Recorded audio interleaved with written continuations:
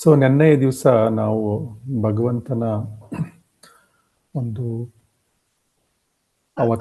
ಅವತಾರದ ಜೊತೆಗೆ ಈ ದೇವತೆಗಳಿಗೆಲ್ಲ ಗೊತ್ತಾಗತ್ತೆ ಭಗವಂತ ದೇವಕಿಯ ಗರ್ಭದಲ್ಲಿದ್ದಾನೆ ಅಂದ್ಬಿಟ್ಟು. ಸೊ ಅವರೆಲ್ಲರೂ ದೇವಕಿಯಲ್ಲಿ ಗರ್ಭದಲ್ಲಿರುವ ಭಗವಂತನನ್ನು ಆರಾಧಿಸ್ಲಿಕ್ಕೋಸ್ಕರ ಭೂಲೋಕಕ್ಕೆ ಇಳಿದು ಬರ್ತಾರೆ. ಸೊ ಆ ವಿವರಣೆಯ ಬಗ್ಗೆ ನಾವು ಸ್ವಲ್ಪ ಮಟ್ಟಿಗೆ ಓದಿದ್ವಿ.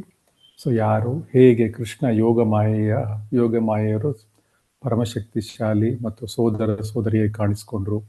ಸೊ ಇವರೆಲ್ಲ ಬಗ್ಗೆ ನಾವು ನಿನ್ನೆ ದಿವಸ ಡಿಸ್ಕಸ್ ಮಾಡಿದ್ವಿ. ಬಲರಾಮ, ಆಮೇಲೆ ಯೋಗ ಮಾಯೆ, ನಂತರ ಕೃಷ್ಣ, ಈ ಮೂರು ಮಕ್ಕಳ ಒಂದು ಆವಿರ್ಭಾವದ ವಿಷಯದ ಬಗ್ಗೆ ಮಾತಾಡಿದ್ವಿ. ಸೊ ಈಗಿಂದ ಅದನ್ನೇ ಮುಂದುವರ್ಸ್ಕೊಂಡು ಹೋಗೋಣ. ಸೊ ಈಗ ಎಲ್ಲಿ ಹೈಲೈಟ್ ಮಾಡಿದ್ದೀನಲ್ಲ ಅಲ್ಲಿಂದ ಶುರು ಮಾಡಿ. ಶ್ರೀ ಸಾಯಿ ಲಕ್ಷ್ಮಿ ಶಾಂತ ಮಾತಾಜಿ. ಸಾಯಿ ಲಕ್ಷ್ಮಿ. ಮಾತಾಜಿ ಓದ್ತೀನಿ. ಓದಿ ಮಾತಾ. ಉಪನಿಷತ್ತುಗಳಲ್ಲಿ ನಾಯಂ ಆತ್ಮ ಬಲಹೀನೇನ ಲಭ್ಯ ಎಂದು ಹೇಳಿದೆ. ಹೀಗೆಂದರೆ ಪರಮಾತ್ಮನನ್ನು ಸೇರುವುದಾಗಲಿ ಯಾವುದೇ ಬಗೆಯ ಆತ್ಮ ಸಾಕ್ಷಾತ್ಕಾರವಾಗಲಿ ಬಲರಾಮನ ಕೃಪೆ ಸಾಕಷ್ಟಿಲ್ಲದೆ ಸಾಧ್ಯವಿಲ್ಲ ಎಂದರ್ಥ. ಬಲ ಎಂದರೆ ದೈಹಿಕ ಶಕ್ತಿಯಲ್ಲ. ದೈಹಿಕ ಶಕ್ತಿಯಿಂದ ಯಾರು ಆಧ್ಯಾತ್ಮಿಕ ಪರಿಪೂರ್ಣತೆಯನ್ನು ಪಡೆಯಲಾರರು. ಬಲರಾಮ ಅಥವಾ ಸಂಕರ್ಷಣನು ನೀಡುವ ಆಧ್ಯಾತ್ಮಿಕ ಶಕ್ತಿಯು ಮನುಷ್ಯನಿಗಿರಬೇಕು. ಅನಂತ ಅಥವಾ ಶೇಷ ಎಲ್ಲಾ ಗ್ರಹಗಳನ್ನು ಅವುಗಳ ಸ್ಥಾನಗಳಲ್ಲಿ ಉಳಿಸುವ ಶಕ್ತಿ. ಭೌತಿಕವಾಗಿ ಇದನ್ನು ಗುರುತ್ವಾಕರ್ಷಣ ಶಕ್ತಿ ಎಂದು ಕರೆಯುತ್ತಾರೆ. ಆದರೆ ವಾಸ್ತವವಾಗಿ ಇದು ಸಂಕರ್ಷಣ ಶಕ್ತಿಯ ಪ್ರದರ್ಶನ. ಬಲರಾಮ ಅಥವಾ ಸಂಕರ್ಷಣನು ಆಧ್ಯಾತ್ಮಿಕ ಶಕ್ತಿ ಅಥವಾ ಮೂಲ ಆಧ್ಯಾತ್ಮಿಕ ಗುರು. ಆದುದರಿಂದ ಬಲರಾಮನ ಅವತಾರವಾದ ನಿತ್ಯಾನಂದ ಪ್ರಭುಗಳು ಮೂಲ ಆಧ್ಯಾತ್ಮಿಕ ಗುರುಗಳು. ಆಧ್ಯಾತ್ಮಿಕ ಗುರುವು ದೇವೋತ್ತಮ ಪರಮಪುರುಷನಾದ ಪ್ರತಿನಿಧಿಗಳು. ಬಲರಾಮನೇ ಆಧ್ಯಾತ್ಮಿಕ ಶಕ್ತಿಯನ್ನು ನೀಡುತ್ತಾನೆ. ಆಧ್ಯಾತ್ಮಿಕ ಗುರುವು ಶ್ರೀಕೃಷ್ಣನ ಕರುಣೆಯ ಅಭಿವ್ಯಕ್ತಿ ಎಂದು ಚೈತನ್ಯ ಚರಿತಾಮೃತದಲ್ಲಿ ದೃಢಪಡಿಸಿದೆ. ದೇವೋತ್ತಮ ಪರಮ ಪುರುಷನು ಯೋಗ ಮಾಯೆಗೆ ಹೀಗೆ ಅಪ್ಪಣೆ ಮಾಡಿದಾಗ ಅವಳು ಪ್ರಭುವಿಗೆ ಪ್ರದಕ್ಷಿಣೆ ಮಾಡಿದಳು ಮತ್ತು ಅವನ ಅಪ್ಪಣೆಯಂತೆ ಈ ಭೌತಿಕ ಜಗತ್ತಿನಲ್ಲಿ ಅವತರಿಸಿದಳು. ದೇವೋತ್ತಮ ಪರಮ ಪುರುಷನು ಶೇಷ ಪ್ರಭುವನ್ನು ದೇವಕಿಯ ಗರ್ಭದಿಂದ ರೋಹಿಣಿಯ ಗರ್ಭಕ್ಕೆ ವರ್ಗಾಯಿಸಿದಾಗ ಅವರಿಬ್ಬರು ಯೋಗಮಾಯೆಯ ಮಂತ್ರಶಕ್ತಿಯಲ್ಲಿದ್ದರು. ಇದಕ್ಕೆ ಯೋಗ ನಿದ್ರೆ ಎಂದು ಹೆಸರು. ಇದು ಆದಾಗ ಜನರು ದೇವಕಿಯ 7ನೇ ಮಗುವಿನ ಗರ್ಭಪಾತವಾಯಿತೆಂದು ತಿಳಿದರು. ಬಲರಾಮನು ದೇವಕಿಯ ಮಗನಾಗಿ ಅವತರಿಸಿದರು. ರೋಹಿಣಿಯ ಮಗನೆಂದು ಕಾಣುವಂತೆ ಅವನನ್ನು ಆಕೆಯ ಗರ್ಭಕ್ಕೆ ತರಲಾಯಿತು. ಇದಾದ ನಂತರ ತನ್ನ ಪರಿಶುದ್ಧ ಭಕ್ತರಲ್ಲಿ ತನ್ನ ಪೂರ್ಣ ಶಕ್ತಿಯನ್ನು ಇರಿಸಲು ಸದಾ ಸಿದ್ಧನಾಗಿರುವ ದೇವೋತ್ತಮ ಪರಮ ಪುರುಷನು ಸಕಲ ಸೃಷ್ಟಿಯ ಪ್ರಭುವಾಗಿ ವಸುದೇವನ ಮನಸ್ಸನ್ನು ಪ್ರವೇಶಿಸಿದನು. ಮೊಟ್ಟ ಮೊದಲು ಶ್ರೀಕೃಷ್ಣನು ದೇವಕಿಯ ಪರಿಶುದ್ಧ ಹೃದಯದಲ್ಲಿ ನೆಲೆಸಿದ್ದನೆಂದು ಇಲ್ಲಿ ಅರ್ಥ ಮಾಡಿಕೊಳ್ಳಬೇಕು. ವೀರ್ಯ ದಾನದಿಂದ ಅವನು ದೇವಕಿಯ ಗರ್ಭಕ್ಕೆ ಬರಲಿಲ್ಲ. ತನ್ನ ಊಹಾತೀತ ಶಕ್ತಿಯಿಂದ ದೇವೋತ್ತಮ ಪರಮ ಪುರುಷನು ಯಾವ ರೀತಿಯಲ್ಲಾದರೂ ಕಾಣಿಸಿಕೊಳ್ಳಬಹುದು. ಹೆಂಗಸಿನ ಗರ್ಭದಲ್ಲಿ ವೀರ್ಯ ದಾನದಿಂದ ಸಾಮಾನ್ಯವಾದ ರೀತಿಯಲ್ಲಿ ಕಾಣಿಸಿಕೊಳ್ಳುವುದು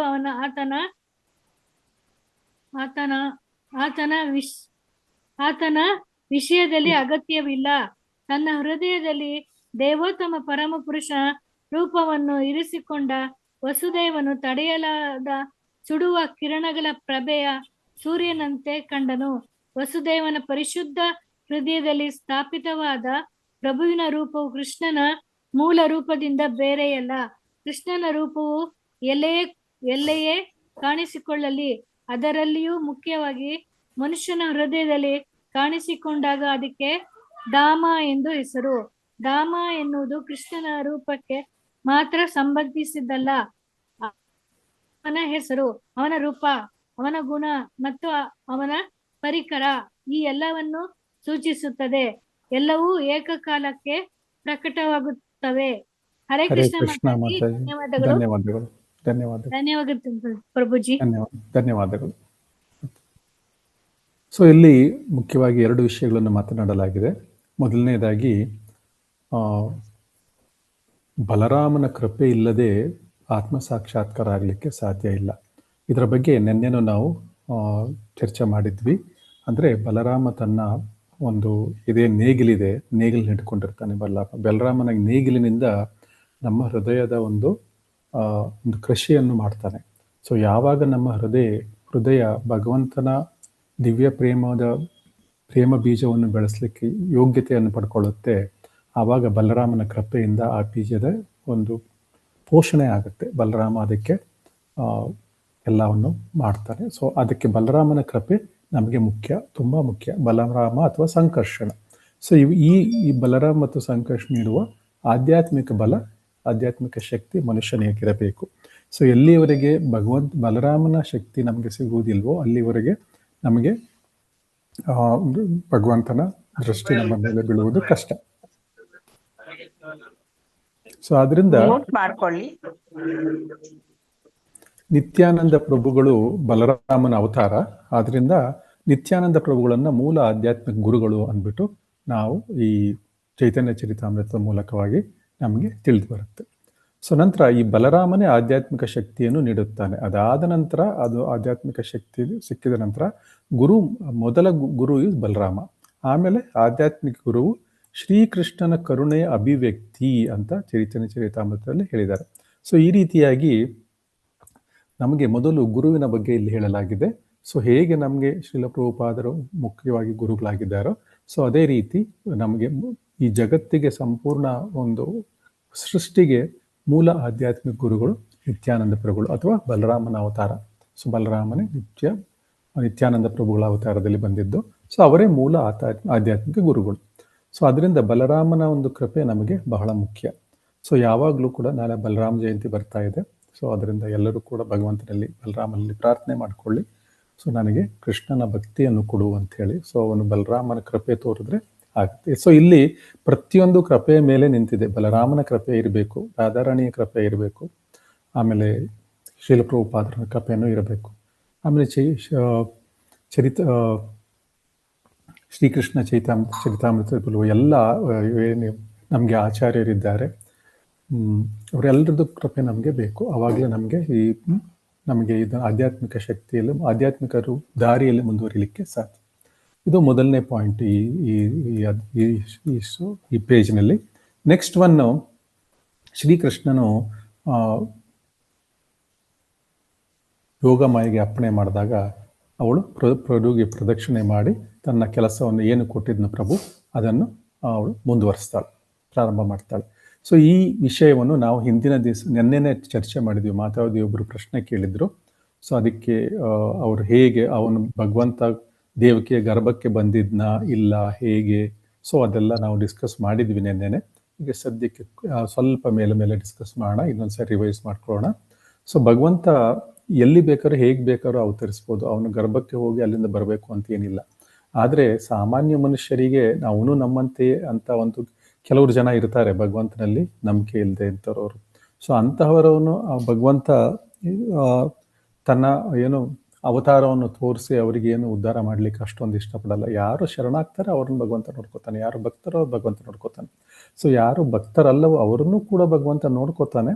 ಆದರೆ ಅವರಿಗೆ ಅಷ್ಟು ಭಗವಂತನಲ್ಲಿ ಇಷ್ಟವೇ ಇಲ್ಲದ ಮೇಲೆ ಅವ್ರನ್ನ ಬಲವಂತ ಮಾಡುವುದಿಲ್ಲ ಭಗವಂತ. ಅದರಿಂದ ಅವರನ್ನು ಓಕೆ, ಆ ಭಗವಂತ ಕೂಡ ಸಾಮಾನ್ಯ ಮನುಷ್ಯರಂತೆ ದೇವಕಿಯ ಗರ್ಭದಲ್ಲಿ ಹುಟ್ಟು ತಾಯಿಯ ಗರ್ಭದಲ್ಲಿ ಇದ್ದು 9 ತಿಂಗಳು ಹೊರಗಡೆ ಬಂದ. ಆಮೇಲೆ ಭಗವಂತವನ್ನು ತನ್ನ ದೇಹವನ್ನು ತ್ಯಾಗ ಮಾಡಿದ. ಯಾರೋ ಒಬ್ಬ ಬೇಡ ಭಗವಂತನ ಕಾಲಿಗೆ ಬಾಣವನ್ನು ಬಿಡ್ತಾನೆ. ಆ ಬಾಣ ಬಿಟ್ಟಾಗ ಅದರಿಂದ ಅವನ ದೇಹ ತ್ಯಾಗ ಆಗುತ್ತೆ ಅಂತ ಎಲ್ಲ ಅದು ಕಥೆಗಳು ಅಷ್ಟೇ. ಸೊ ಅದು ಯಾಕೆ ಅಂದರೆ ಇದು ಸಾಮಾನ್ಯ ಜನರುಗಳನ್ನು ಒಂದು ದ್ವಂದ್ವದಲ್ಲಿ ಇಡ್ಲಿಕ್ಕೆ, ಅವ್ರು ಹಾಗೆ ಇರ್ಲಿಕ್ಕೆ ಇಷ್ಟಪಡ್ತಾರೆ. ನಮ್ಮಂಗೆ ಹುಟ್ಟದ ನಮ್ಮಂಗೆ ಸತ್ತ ಅನ್ನೋ ಒಂದು ಥಿಯರಿಯಲ್ಲೇ ಇರ್ತಾರೆ. ಲೋಕದಲ್ಲಿ 95% ಜನ ಹಾಗೆ ಯೋಚನೆ ಮಾಡ್ತಾರೆ. ಸೊ ಭಗವಂತ ಅವರನ್ನು ಅಂಧಕಾರದಲ್ಲೇ ಇರಲಿ ಬಿಡಿ ಅಂದ್ಬಿಟ್ಟು ಬಿಟ್ಬಿಡ್ತಾನೆ. ಸೊ ಅದಕ್ಕೋಸ್ಕರ ಸೊ ಅದರಿಂದ ಏನ್ ಮಾಡ್ತಾನೆ ಭಗವಂತನಿಗೆ, ಉದಾಹರಣೆಗೆ ಅಶ್ವತ್ಥಾಮ ಬಿಟ್ಟ ಬ್ರಹ್ಮಾಸ್ತ್ರಗಳು ಮತ್ತೆ ಎಷ್ಟೋ ದಿವ್ಯಾಸ್ತ್ರಗಳು ಭಗವಂತನ ಮೇಲೆ ಪ್ರಯೋಗಿಸಲಾಗಿತ್ತು. ಯಾವುದರಲ್ಲಿ? ಕುರುಕ್ಷೇತ್ರ ಯುದ್ಧದಲ್ಲಿ. ಅಂಥ ದಿವ್ಯಾಸ್ತ್ರಗಳಿಂದಲೇ ಏನೂ ಆಗಲಿಲ್ಲ ಕೃಷ್ಣನಿಗೆ ಒಂದು ಸಣ್ಣ ಬಾಣ ಇದು ಹೆಬ್ಬೆರಳಿಗೆ ತಗಲ್ಬಿಟ್ಟಿರೋದು ಭಗವಂತನ ಒಂದು ದೇಹವನ್ನು ಬಿಡುವಂಥ ಪರಿಸ್ಥಿತಿ ಬರುತ್ತೆ? ಇಲ್ಲ, ಖಂಡಿತ ಇಲ್ಲ. ಅದೆಲ್ಲ ಕೇವಲ ಜನಗಳನ್ನು ಯಾರು ಭಗವಂತನ ತಿಳಿದುಕೊಳ್ಳಿಕ್ಕೆ ಇಷ್ಟಪಡೋದಿಲ್ವೋ ಅಂಥವರ ಮನಸ್ಸನ್ನು ಮಾಯಾ ಅಪರತದ ಜ್ಞಾನ ಯಾರಿರ್ತಾರೆ ಅಂಥವ್ರ ಮನಸ್ಸನ್ನು ಹಾಗೆ ಇದ್ದುಕೊಳ್ಳಿ ಅಂತ ಭಗವಂತ ಬಿಡ್ಬಿಡ್ತಾನೆ ಅಷ್ಟೇ. ಅದಕ್ಕೂ ಅವರಿಗೋಸ್ಕರ ಈ ಥರ ಸಣ್ಣ ಸಣ್ಣ ಲೀಲೆಗಳನ್ನು ಮಾಡ್ತಾನೆ ಅಷ್ಟೇ. ಸೊ ಇಲ್ಲಿ ಮೊದಲು ಏನು ಮಾಡ್ತಾನೆ ಭಗವಂತ? ವಸುದೇವನ ಮನಸ್ಸನ್ನು ಪ್ರವೇಶಿಸ್ತಾನೆ. ನಂತರ ಅವನು ತನ್ನ ಊಹಾತೀತ ಶಿಕ್ಷೆಯಿಂದ ತನ್ನ ಹೃದಯದಲ್ಲಿ ದೇವೋತ್ತಮ ಪರಮಪುರುಷನ ರೂಪವನ್ನು ಇರಿಸಿಕೊಂಡ ವಸುದೇವನಿಗೆ ತಡೆಯಲಾಗದ ಸುಡುವ ಕಿರಣಗಳ ಪ್ರಭೆಯಂತೆ ಕಾಣಿಸ್ತಾ ಇದ್ದಂತೆ. ಅವನು ಅಷ್ಟು ಉಜ್ವಲವಾಗಿ ಕಾಣಿಸ್ತಾ ಇತ್ತು. ಸೊ ನಂತರ ಮೂಲ ರೂಪದಿಂದ ಕೃಷ್ಣ ಎಲ್ಲೇ ಇರಲಿ ಅದು ಕೃಷ್ಣನೇ ಅವನು. ಸೊ ಅದರಲ್ಲಿ ಅವನನ್ನು ಧಾಮ ಅಂತ ಕರೀತಾರೆ. ಎಲ್ಲಿರ್ತಾನೆ ಅವನು ಧಾಮ. ಸೊ ಯಾವುದು ವಸ್ತು ಕೃಷ್ಣನಿಗೆ ಸಂಬಂಧಪಟ್ಟಿರುತ್ತೋ ಅವನ ರೂಪ ಇರ್ಬೋದು, ಗುಣ ಇರ್ಬೋದು, ಅವನ ಪರಿಕರಗಳು ಅಂದರೆ ಹರಪನಹಳ್ಳಿ ಅಂತರಂಗೇಶಲ್ಲಿ ಎಲ್ಲವೂ ಕೂಡ ಧಾಮವಾಗಿ ಪರಿವರ್ತನೆ ಆಗುತ್ತೆ. ಎಲ್ಲಿ ಯಾವ ಸ್ಥಳದಲ್ಲಿ ಇರ್ತಾರೆ ಅದು ಧಾಮ ಆಗುತ್ತೆ. ಸೊ ಅದೇ ರೀತಿ ಶುದ್ಧ ಭಕ್ತರು ಕೂಡ ಯಾವ ಸ್ಥಳದಲ್ಲಿ ಇರ್ತಾರೆ ಮತ್ತು ಅವರ ಹೆಸರೇ ಕೂಡ ಧಾಮವನ್ನು ಸೂಚಿಸುತ್ತೆ. ಸೊ ಇವೆಲ್ಲವೂ ಭಗವಂತನನ್ನೇ ಸೂಚಿಸುತ್ತೆ. ಅವು ಬೇರೆ ಅಲ್ಲ, ಭಗವಂತ ಬೇರೆ ಅಲ್ಲ. ಈಗ ಮುಂದೆ ಹೋಗೋಣ. 14ನೇ ಪೇಜು. ಕಾಂತಮಣಿ ಮಾತಾಜಿ ಓದಿ. ಹರೇ ಕೃಷ್ಣ ಮಾತಾಜಿ ಓದಿ. ದೇವೋತ್ತಮ ಪರಮಪುರುಷನಾದ ಕೃಷ್ಣನು ವಸುದೇವನ ದೇಹದಿಂದ ದೇವಕಿಯ ದೇಹವನ್ನು ಮಾತಾಜಿ ಮೇಲ್ಗಡೆ ಒಂದು ಪ್ಯಾರಾಗ್ರಾಫ್ ಬಿಟ್ಟೋಯ್ತು ನೋಡಿ, ಸಣ್ಣದು ನೋಡ್ತೀನಿ. ಹೀಗೆ ಸರ್ವಶಕ್ತಿಗಳಿಂದೊಡಗೂಡಿದ ದೇವೋತ್ತಮ ಪರಮಪುರುಷನ ನಿತ್ಯ ರೂಪವನ್ನು ವಸುದೇವನ ಮನಸ್ಸಿನಿಂದ ದೇವಕಿಯ ಮನಸ್ಸಿಗೆ ಕರೆದೊಯ್ಯಲಾಯಿತು. ಇದು ಅಸ್ತಮಿಸುತ್ತಿರುವ ಸೂರ್ಯನ ಕಿರಣಗಳನ್ನು ಪೂರ್ವದಲ್ಲಿ ಉದಯಿಸುತ್ತಿರುವ ಚಂದ್ರನಿಗೆ ವರ್ಗಾಯಿಸಿದಂತೆ. ದೇವೋತ್ತಮ ಪರಮಪುರುಷನಾದ ಕೃಷ್ಣನು ವಸುದೇವನ ದೇಹದಿಂದ ದೇವಕಿಯ ದೇಹವನ್ನು ಪ್ರವೇಶಿಸಿದನು. ಸಾಮಾನ್ಯ ಜೀವಾತ್ಮನ ಸ್ಥಿತಿಯನ್ನು ಮೀರಿದವನು ಅವನು. ಕೃಷ್ಣನು ಇರುವೆಡೆಯಲ್ಲಿ ನಾರಾಯಣನಂತಹ ಅವನ ಪೂರ್ಣ ವಿಸ್ತರಣೆಗಳು, ವರಾಹ ಮತ್ತು ನರಸಿಂಹರಂತಹ ಅವತಾರಗಳು ಅವನೊಡನೆ ಇರುತ್ತಾರೆ ಮತ್ತು ಅವರು ಭೌತಿಕ ಅಸ್ತಿತ್ವದ ಅಗತ್ಯಗಳಿಗೆ ಅಧೀನರಾಗಿರುವುದಿಲ್ಲ ಎನ್ನುವುದನ್ನು ಅರ್ಥ ಮಾಡಿಕೊಳ್ಳಬೇಕು. ದೇವೋತ್ತಮ ಪರಮ ಪುರುಷನು ಅದ್ವಿತೀಯನು, ಎಲ್ಲ ಸೃಷ್ಟಿಗೆ ಕಾರಣನು. ದೇವಕಿಯು ಅವನ ಆವಾಸವಾದಳು. ಆವಾಸ ಅಂದ್ರೆ ಮನೆ.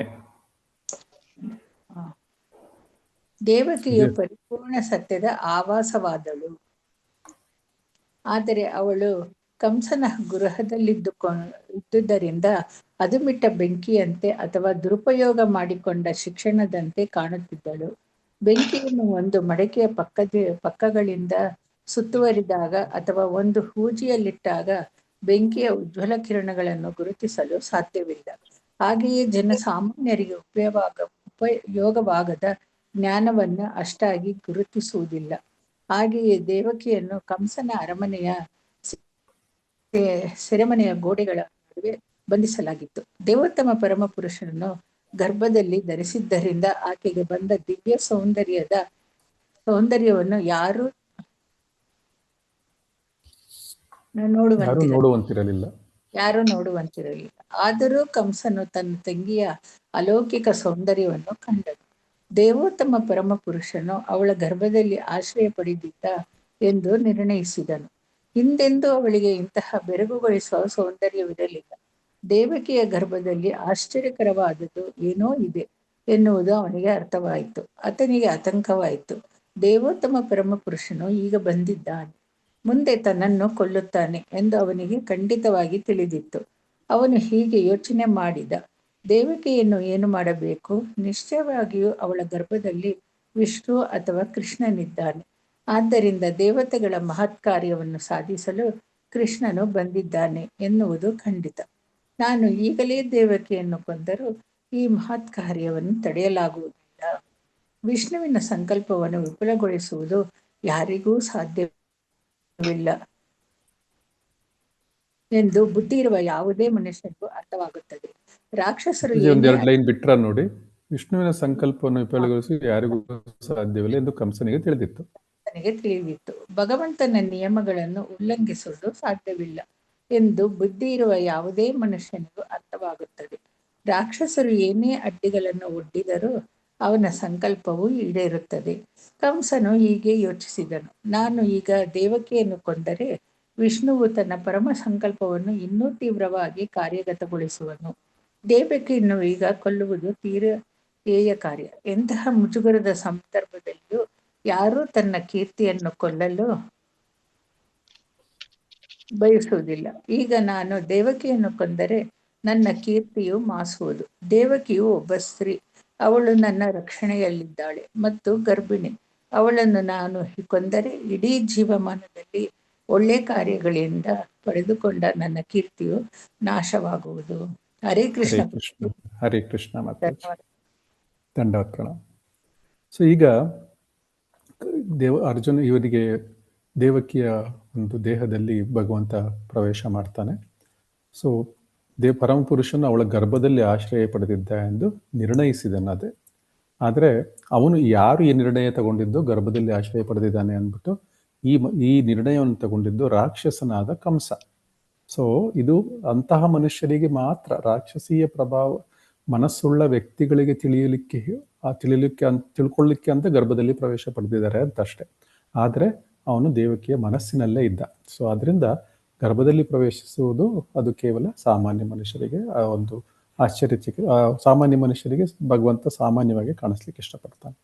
ಸೊ ನಂತರ ಅವನು ಯೋಚನೆ ಮಾಡ್ತಾನೆ, ಹೌದು ಈಗ ದೇವಕಿ ತುಂಬಾ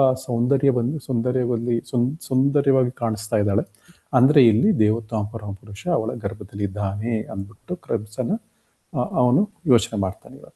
ಸೊ ಯಾವತ್ತು 24 ಗಂಟೆನೂ ಅವನು ಈಗ ಕೃಷ್ಣನ ಚಿಂತನೆ ಮಾಡ್ತಾ ಇದ್ದಾನೆ ಅವನು. ಸೊ ಇದು ಒಂದು ರೀತಿಯ ಆಚಾರ್ಯರು ನಮ್ಗೆ ಹೇಳಿರೋದು ಸತತಂ ಚಿಂತೆಯಂತೋ ಮಾಮದು. ಭಗವಂತ ಕೂಡ ಹೇಳಿದ್ದಾನೆ ಸತತ ಯಾವಾಗಲೂ ನನ್ನ ಬಗ್ಗೆ ಚಿಂತೆ ಮಾಡ್ತಾ ಇರು. ಇಲ್ಲಿ ಕಂಸನು ಕೃಷ್ಣನ ಬಗ್ಗೆನೇ ಚಿಂತೆ ಮಾಡ್ತಾ ಇದ್ದಾನೆ ಸತತಂ. ಸೊ ಅದರಿಂದ ಅವನಿಗೆ ಗೊತ್ತಾಯ್ತು ಇವಾಗ, ನಾನು ಈ ದೇವಕಿಯಲ್ಲಿ ಕೊಂದಲಿಕ್ಕೂ ಸಾಧ್ಯ ಇಲ್ಲ. ಯಾಕಂದ್ರೆ ವಿಷ್ಣುವಿನ ಸಂಕಲ್ಪ ಏನಿದೆ ಅದನ್ನು ತಡಿಲಿಕ್ಕೆ ಯಾರಿಗೂ ಸಾಧ್ಯ ಇಲ್ಲ. ಅಂದ್ರೆ ನನ್ನ ಸಾವನ್ನು ಕೂಡ ತಡಿಲಿಕ್ಕೆ ಸಾಧ್ಯ ಇಲ್ಲ ಅಂತ ಅವನಿಗೆ ಈಗ ಇಂಡೈರೆಕ್ಟ್ ಆಗಿ ಅರ್ಥ ಆಗಿದೆ. ಆದರೆ ಅವನು ಈಗ ಯೋಚನೆ ಮಾಡ್ತಾ ಇದ್ದಾನೆ, ಅಕಸ್ಮಾತ್ ನಾನು ದೇವಕಿಯನ್ನು ಕೊಂದ್ರೆ ಏನಾಗುತ್ತೆ? ಯಾಕಂದ್ರೆ ವಿಷ್ಣು ಭಕ್ತರಿಗೋಸ್ಕರ ತನ್ನ ಸಂಕಲ್ಪವನ್ನು ಇನ್ನೂ ಹೆಚ್ಚಾಗಿ ಮಾಡ್ತಾನೆ. ಇನ್ನು ಬೇಗ ಬರೋ ಅದು ಈ ಕೊಲ್ಲಿಕ್ಕೆ ಹೋದ್ರೆ ಇನ್ನು ಅರ್ಧ ಗಂಟೆ ಕೊಲ್ಲಿಕ್ಕೆ ಮುಂಚೆನೆ ಬಂದ್ಬಿಡ್ಬೋದು, ಒಂದು ಭಗವಂತನ ಒಂದು ಉದ್ಭವ ಆಗ್ಬಿಡ್ಬೋದು.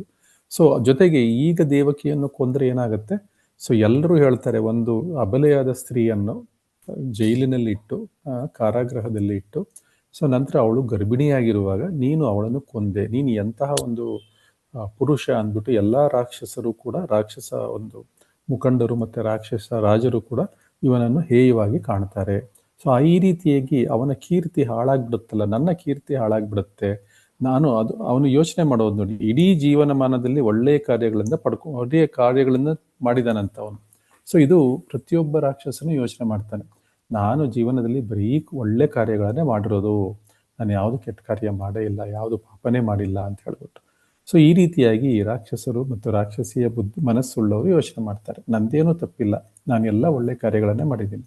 ಸೊ ಅಲ್ಲಿ ಶ್ರೀಲ ಪ್ರಭುಪಾದರು ತುಂಬ ಚೆನ್ನಾಗಿ ಬರ್ತಿದ್ದಾರೆ ಇಲ್ಲಿ, ಅವಳನ್ನು ನಾನು ಕೊಂದರೆ ಇಡೀ ಜೀವಮಾನದಲ್ಲಿ ಒಳ್ಳೆಯ ಕಾರ್ಯಗಳಿಂದ ಪಡೆದುಕೊಂಡ ನನ್ನ ಕೀರ್ತಿ ನಾಶವಾಗ್ಬಿಡುತ್ತೆ ಅಂತ ಅವನು ಯೋಚನೆ ಮಾಡ್ತಾ ಇದ್ದಾನೆ. ಸೊ ಆದ್ರಿಂದ ಅವನು ದೇವಕಿಯನ್ನು ಕೊಲ್ಲುವ ಒಂದು ಇಚ್ಛೆಯನ್ನು ಬಿಟ್ಟುಬಿಡ್ತಾನೆ.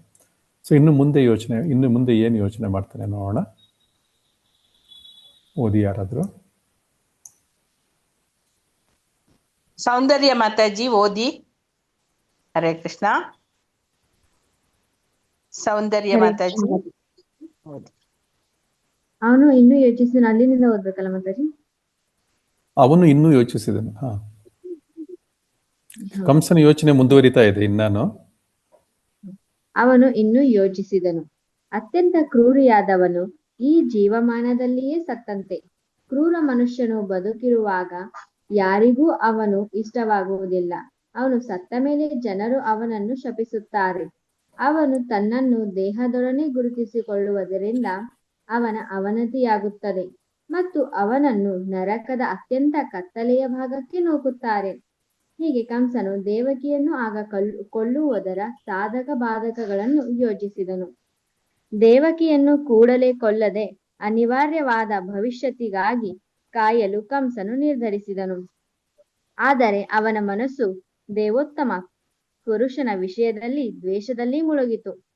ಅವನು ಮಗುವಿನ ಜನನಕ್ಕಾಗಿ ತಾಳ್ಮೆಯಿಂದ ಕಾಯುತ್ತಿದ್ದ. ತಾನು ಆಗಲೇ ದೇವಕಿಯ ಇತರ ಮಕ್ಕಳನ್ನು ಕೊಂದಂತೆ ಈ ಮಗುವನ್ನು ಕೊಲ್ಲಬಹುದು ಎಂದು ನಿರೀಕ್ಷಿಸುತ್ತಿದ್ದ. ಹೀಗೆ ದೇವೋತ್ತಮ ಪುರುಷನ ವಿಷಯದಲ್ಲಿ ದ್ವೇಷ ಸಾಗರದಲ್ಲಿ ಮುಳುಗಿದ ಅವನು ಕುಳಿತಿರುವಾಗ, ನಿದ್ರೆ ಮಾಡುತ್ತಿರುವಾಗ, ನಡೆದಾಡುತ್ತಿರುವಾಗ, ಊಟ ಮಾಡುತ್ತಿರುವಾಗ, ಕೆಲಸ ಮಾಡುವಾಗ ಎಲ್ಲ ಸನ್ನಿವೇಶಗಳಲ್ಲಿಯೂ ಕೃಷ್ಣ ಮತ್ತು ವಿಷ್ಣುವನ್ನು ಕುರಿತು ಯೋಚಿಸಲು ಪ್ರಾರಂಭಿಸಿದ. ಅವನ ಮನಸ್ಸು ದೇವೋತ್ತಮ ಪರಮಪುರುಷನ ಯೋಚನೆಯಲ್ಲಿ ಎಷ್ಟು ಮುಳುಗಿತ್ತೆಂದರೆ ಪರೋಕ್ಷವಾಗಿ ಅವನು ಕೃಷ್ಣನನ್ನು ಅಥವಾ ವಿಷ್ಣುವನ್ನು ಮಾತ್ರ ಕಾಣುತ್ತಿದ್ದ. ಅವನ ಮನಸ್ಸು ವಿಷ್ಣುವಿನಲ್ಲೇ ಮುಳುಗಿ ಹೋಗಿದ್ದರೂ ಅವನು ಕೃಷ್ಣನನ್ನು ಶತ್ರುವೆಂದು ಯೋಚಿಸಿದ್ದರಿಂದ ದುರಾದೃಷ್ಟವಶಾತ್ ಅವನನ್ನು ಭಕ್ತ ಎಂದು ಪರಿಗಣಿಸಲಾಗುವುದಿಲ್ಲ. ಮಹಾಭಕ್ತನ ಮನಸ್ಸು ಸದಾ ಕೃಷ್ಣನಲ್ಲಿ ತನ್ಮಯವಾಗಿರುತ್ತದೆ. ಆದರೆ ಭಕ್ತನು ಅವನ ವಿಷಯವಾಗಿ ಪ್ರೀತಿಯಿಂದ ಯೋಚಿಸುತ್ತಾನೆ, ದ್ವೇಷದಿಂದಲ್ಲ. ಕೃಷ್ಣನ ವಿಷಯವಾಗಿ ಪ್ರೀತಿಯಿಂದ ಯೋಚಿಸುವುದು ಕೃಷ್ಣ ಪ್ರಜ್ಞೆ.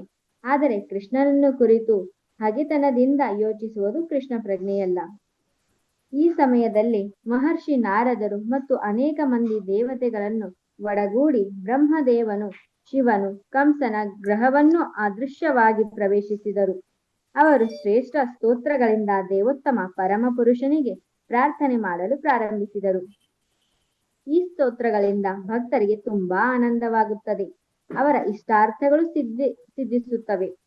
ಅವರ ಪ್ರಾರಂಭದ ಮಾತುಗಳಲ್ಲೇ ಭಗವಂತನು ತನ್ನ ಮಾತನ್ನು ನಡೆಸಿಕೊಟ್ಟಿದ್ದಾನೆ ಎಂದು ಹೊಗಳಿದರು.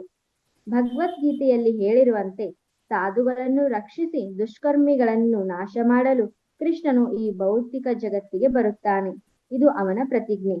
ಈ ಪ್ರತಿಜ್ಞೆಯನ್ನು ಪೂರೈಸಲು ಭಗವಂತನು ದೇವಕಿಯ ಗರ್ಭದಲ್ಲಿ ನೆಲೆಸಿದ್ದಾನೆ ಎಂದು ದೇವತೆಗಳಿಗೆ ಅರ್ಥವಾಯಿತು. ತನ್ನ ಮಹತ್ ಕಾರ್ಯವನ್ನು ಸಾಧಿಸಲು ಭಗವಂತನು ಅವತರಿಸುತ್ತಾನೆ ಎಂದು ದೇವತೆಗಳಿಗೆ ಸಂತೋಷವಾಯಿತು. ಅವರು ಅವನನ್ನು ಸತ್ಯಂ ಪರಂ ಎಂದರೆ ಪರಮ ಪರಿಪೂರ್ಣ ಸತ್ಯ ಎಂದು ಕರೆದರು. ಹರೇ ಕೃಷ್ಣ ಮಾತಾಜಿ, ಧನ್ಯವಾದಗಳು. ಸೊ ಈ ರೀತಿಯಾಗಿ ಭಗವಂತನ ಒಂದು ಯಾವಾಗಲೂ ಅವನ ಮನಸ್ಸು ಭಗವಂತನ ಮೇಲೆ ಇದೆ. ಇವಾಗ ಭಕ್ತರ ಮನಸ್ಸು ಕೂಡ ಭಗವಂತನ ಮೇಲೆ ಇರುತ್ತೆ ಯಾವಾಗ್ಲೂ. ಆದರೆ ಭಕ್ತರ ಮನಸ್ಸು ಕೂಡ ಕುಳಿತಿರುವಾಗ, ನಿದ್ರೆ ಮಾಡುವಾಗ, ನಡೆದಾಡುವಾಗ, ಊಟ ಮಾಡುವಾಗ, ಕೆಲಸ ಮಾಡುವಾಗ ಎಲ್ಲ ಸನ್ನಿವೇಶದಲ್ಲೂ ಕೃಷ್ಣ ಮತ್ತು ವಿಷ್ಣುವನ್ನು ಕುರಿತು ಭಕ್ತ ಯಾವಾಗಲೂ ಯೋಚನೆ ಮಾಡ್ತಾನೆ. ಆದರೆ ಎಷ್ಟು ಭಕ್ತನ ಮನಸ್ಸು ಎಷ್ಟು ಕೃಷ್ಣನಲ್ಲಿ ಅಥವಾ ದೇವೋತ್ತಮ ಪರಪುರುಷನ ಯೋಚನೆಯಲ್ಲಿ ಎಷ್ಟು ಮುಳುಗಿರುತ್ತೆ ಅಂದರೆ, ನಾವು ಪ್ರತ್ಯಕ್ಷವಾಗಿ ಕೃಷ್ಣನನ್ನು ವಿಷ್ಣುವನ್ನು ಮಾತ್ರ ಕಾಣ್ತಾ ಇರ್ತೇವೆ ಭಕ್ತರು. ಆದರೆ ಈ ರಾಕ್ಷಸರು ಪರೋಕ್ಷವಾಗಿ ಕೃಷ್ಣನನ್ನು ವಿಷ್ಣುವನ್ನು ದ್ವೇಷ ಭಾವನೆಯಿಂದ ಕಾಣ್ತಾ ಇದ್ದಾರೆ. ಸೊ ಅದರಿಂದ ಅವನನ್ನು ಭಕ್ತ ಅಂತ ಕರೀಲಿಕ್ಕೆ ಸಾಧ್ಯ ಇಲ್ಲ ಅಂತೇಳಿ ಶ್ರೀಲ ಪ್ರಭುಪಾದರು ಇಲ್ಲಿ ಕೊಟ್ಟಿದ್ದಾರೆ.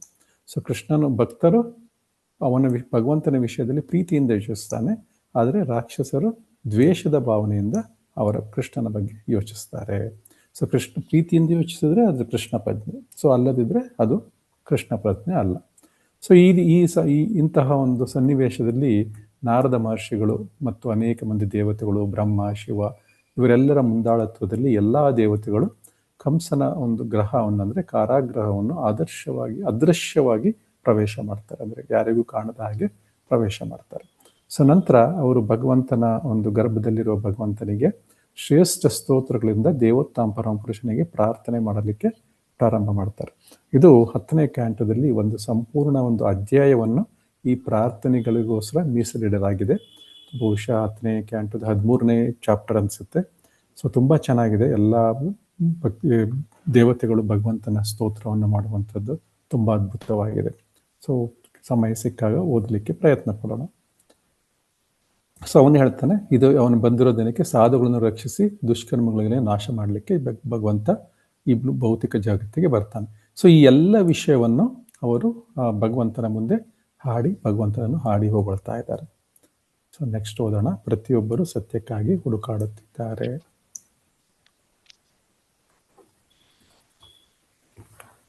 ಹರೇ ಕೃಷ್ಣ. ನೆಕ್ಸ್ಟ್ ಯಾರು ಮಾತಾಜಿ? ಪ್ರಭುಜಿ ಕವಿತಾ ಮನಿ ಮಾತಾಜಿ ಓದಿ. ಹರೇ ಓದ್ಲ ಕೃಷ್ಣ. ಮಾತಾಜಿ ಉಮಾದೇವಿ ನಂದು ಒಂದ್ ನಿಮಿಷ ಮಾತಾಜಿ, ಯಾರು ಹ್ಯಾಂಡ್ ರೈಸ್ ಮಾಡಿದ್ದಾರೆ ನೋಡಿ, ಫಸ್ಟ್ ಹ್ಯಾಂಡ್ ರೈಸ್ ಮಾಡಿದವರನ್ನು ಕರಿತಾ ಇದ್ದೇನೆ. ಕವಿತಾ ಮನಿ ಮಾತಾಜಿ ಓದಿ. ಹರೇ ಕೃಷ್ಣ ಮಾತಾಜಿ. ಮಾತಾಜಿ ನಿಮ್ದು ನೆಟ್ವರ್ಕ್ ತುಂಬಾ ಸಮಸ್ಯೆ ಇದ್ದಂಗಿದೆ ಮಾತಾಜಿ, ಕೇಳಿಸ್ತಾ ಇಲ್ಲ. ಪ್ರಭುಜಿ ಓದ್ಲ ಪ್ರಭುಜಿ. ಓದಿ ಇಲ್ಲ, ಓದಿ. ಮಾತಾಜಿ ಹೇಳ್ತಾರೆ ನೋಡಿ. ಕವಿತಾ ಮನಿ ಮಾತಾಜಿ ಓದಿ. ಹರೇ ಕೃಷ್ಣ ಮಾತಾಜಿ. ಪ್ರತಿಯೊಬ್ಬರು ಸತ್ಯಕ್ಕಾಗಿ ಹುಡುಕಾಡುತ್ತಿದ್ದಾರೆ. ಇದು ಬದುಕಿನ ಚಿಂತನಶೀಲ ವಿಧಾನ. ಕೃಷ್ಣನೇ ಪರಮ ಪರಿಪೂರ್ಣ ಸತ್ಯ ಎಂದು ದೇವತೆಗಳು ತಿಳಿಸಿಕೊಡುತ್ತಾರೆ. ಸಂಪೂರ್ಣವಾಗಿ ಕೃಷ್ಣ ಪ್ರಜ್ಞಾವಂತನಾದವನು ಪರಿಪೂರ್ಣ ಸತ್ಯವನ್ನು ಪಡೆಯಬಹುದು. ಕೃಷ್ಣನೇ ಸಂಪೂರ್ಣ ಸತ್ಯ. ಅನಂತ ಕಾಲದ 3 ಘಟ್ಟಗಳಲ್ಲಿಯೂ ಸಾಪೇಕ್ಷ ಸತ್ಯವೂ ಸತ್ಯವಲ್ಲ. ಕಾಲವನ್ನು ಭೂತ, ವರ್ತಮಾನ ಮತ್ತು ಭವಿಷ್ಯತ್ ಎಂದು ಭಾಗ ಮಾಡುತ್ತಾರೆ. ಭೂತ, ವರ್ತಮಾನ ಮತ್ತು ಭವಿಷ್ಯತ್ತು ಮೂರರಲ್ಲಿಯೂ ಕೃಷ್ಣನು ಸದಾ ಸತ್ಯ. ಭೂತ, ವರ್ತಮಾನ ಮತ್ತು ಭವಿಷ್ಯತ್ತುಗಳಲ್ಲಿ ಈ ಭೌತಿಕ ಜಗತ್ತಿನ ಎಲ್ಲವನ್ನೂ ಪರಮ ಸಮಯವೂ ನಿಯಂತ್ರಿಸುತ್ತದೆ. ಆದರೆ ಸೃಷ್ಟಿಗೂ ಮೊದಲು ಕೃಷ್ಣನು ಇದ್ದ, ಸೃಷ್ಟಿಯಾದ ನಂತರವೂ ಎಲ್ಲವೂ ಕೃಷ್ಣನಲ್ಲಿದೆ. ಸೃಷ್ಟಿಯು ಮುಗಿದು ಹೋದಾಗಲೂ ಕೃಷ್ಣನು ಇರುತ್ತಾನೆ. ಆದುದರಿಂದ ಎಲ್ಲಾ ಸನ್ನಿವೇಶಗಳಲ್ಲಿಯೂ ಅವನು ಪರಿಪೂರ್ಣ ಸತ್ಯ. ಭೌತಿಕ ಜಗತ್ತಿನಲ್ಲಿ ಯಾವುದೇ ಸತ್ಯವು ಇರುವುದಾದರೆ ಅದು ಪರಮ ಸತ್ಯನಾದ ಕೃಷ್ಣನಿಂದ ಹೊರಹೊಮ್ಮುತ್ತದೆ. ಭೌತಿಕ ಜಗತ್ತಿನಲ್ಲಿ ಏನಾದರೂ ಸಮೃದ್ಧಿಯೂ ಇದ್ದರೆ ಅದು ಕೃಷ್ಣನಿಂದ ಬಂದದ್ದು. ಭೌತಿಕ ಜಗತ್ತಿನಲ್ಲಿ ಏನಾದರೂ ಯಶಸ್ಸು ಇದ್ದರೆ ಅದು ಕೃಷ್ಣನಿಂದ ಬಂದದ್ದು. ಭೌತಿಕ ಜಗತ್ತಿನಲ್ಲಿ ಶಕ್ತಿ ಏನಾದರೂ ಇದ್ದರೆ ಆ ಶಕ್ತಿಯ ಮೂಲ ಕೃಷ್ಣ. ಭೌತಿಕ ಜಗತ್ತಿನಲ್ಲಿ ಏನಾದರೂ ಜ್ಞಾನ ಮತ್ತು ಶಿಕ್ಷಣಗಳಿದ್ದರೆ ಇಂಥ ಜ್ಞಾನ ಮತ್ತು ಶಿಕ್ಷಣಗಳ ಆಕಾರ ಕೃಷ್ಣ. ಆದುದರಿಂದ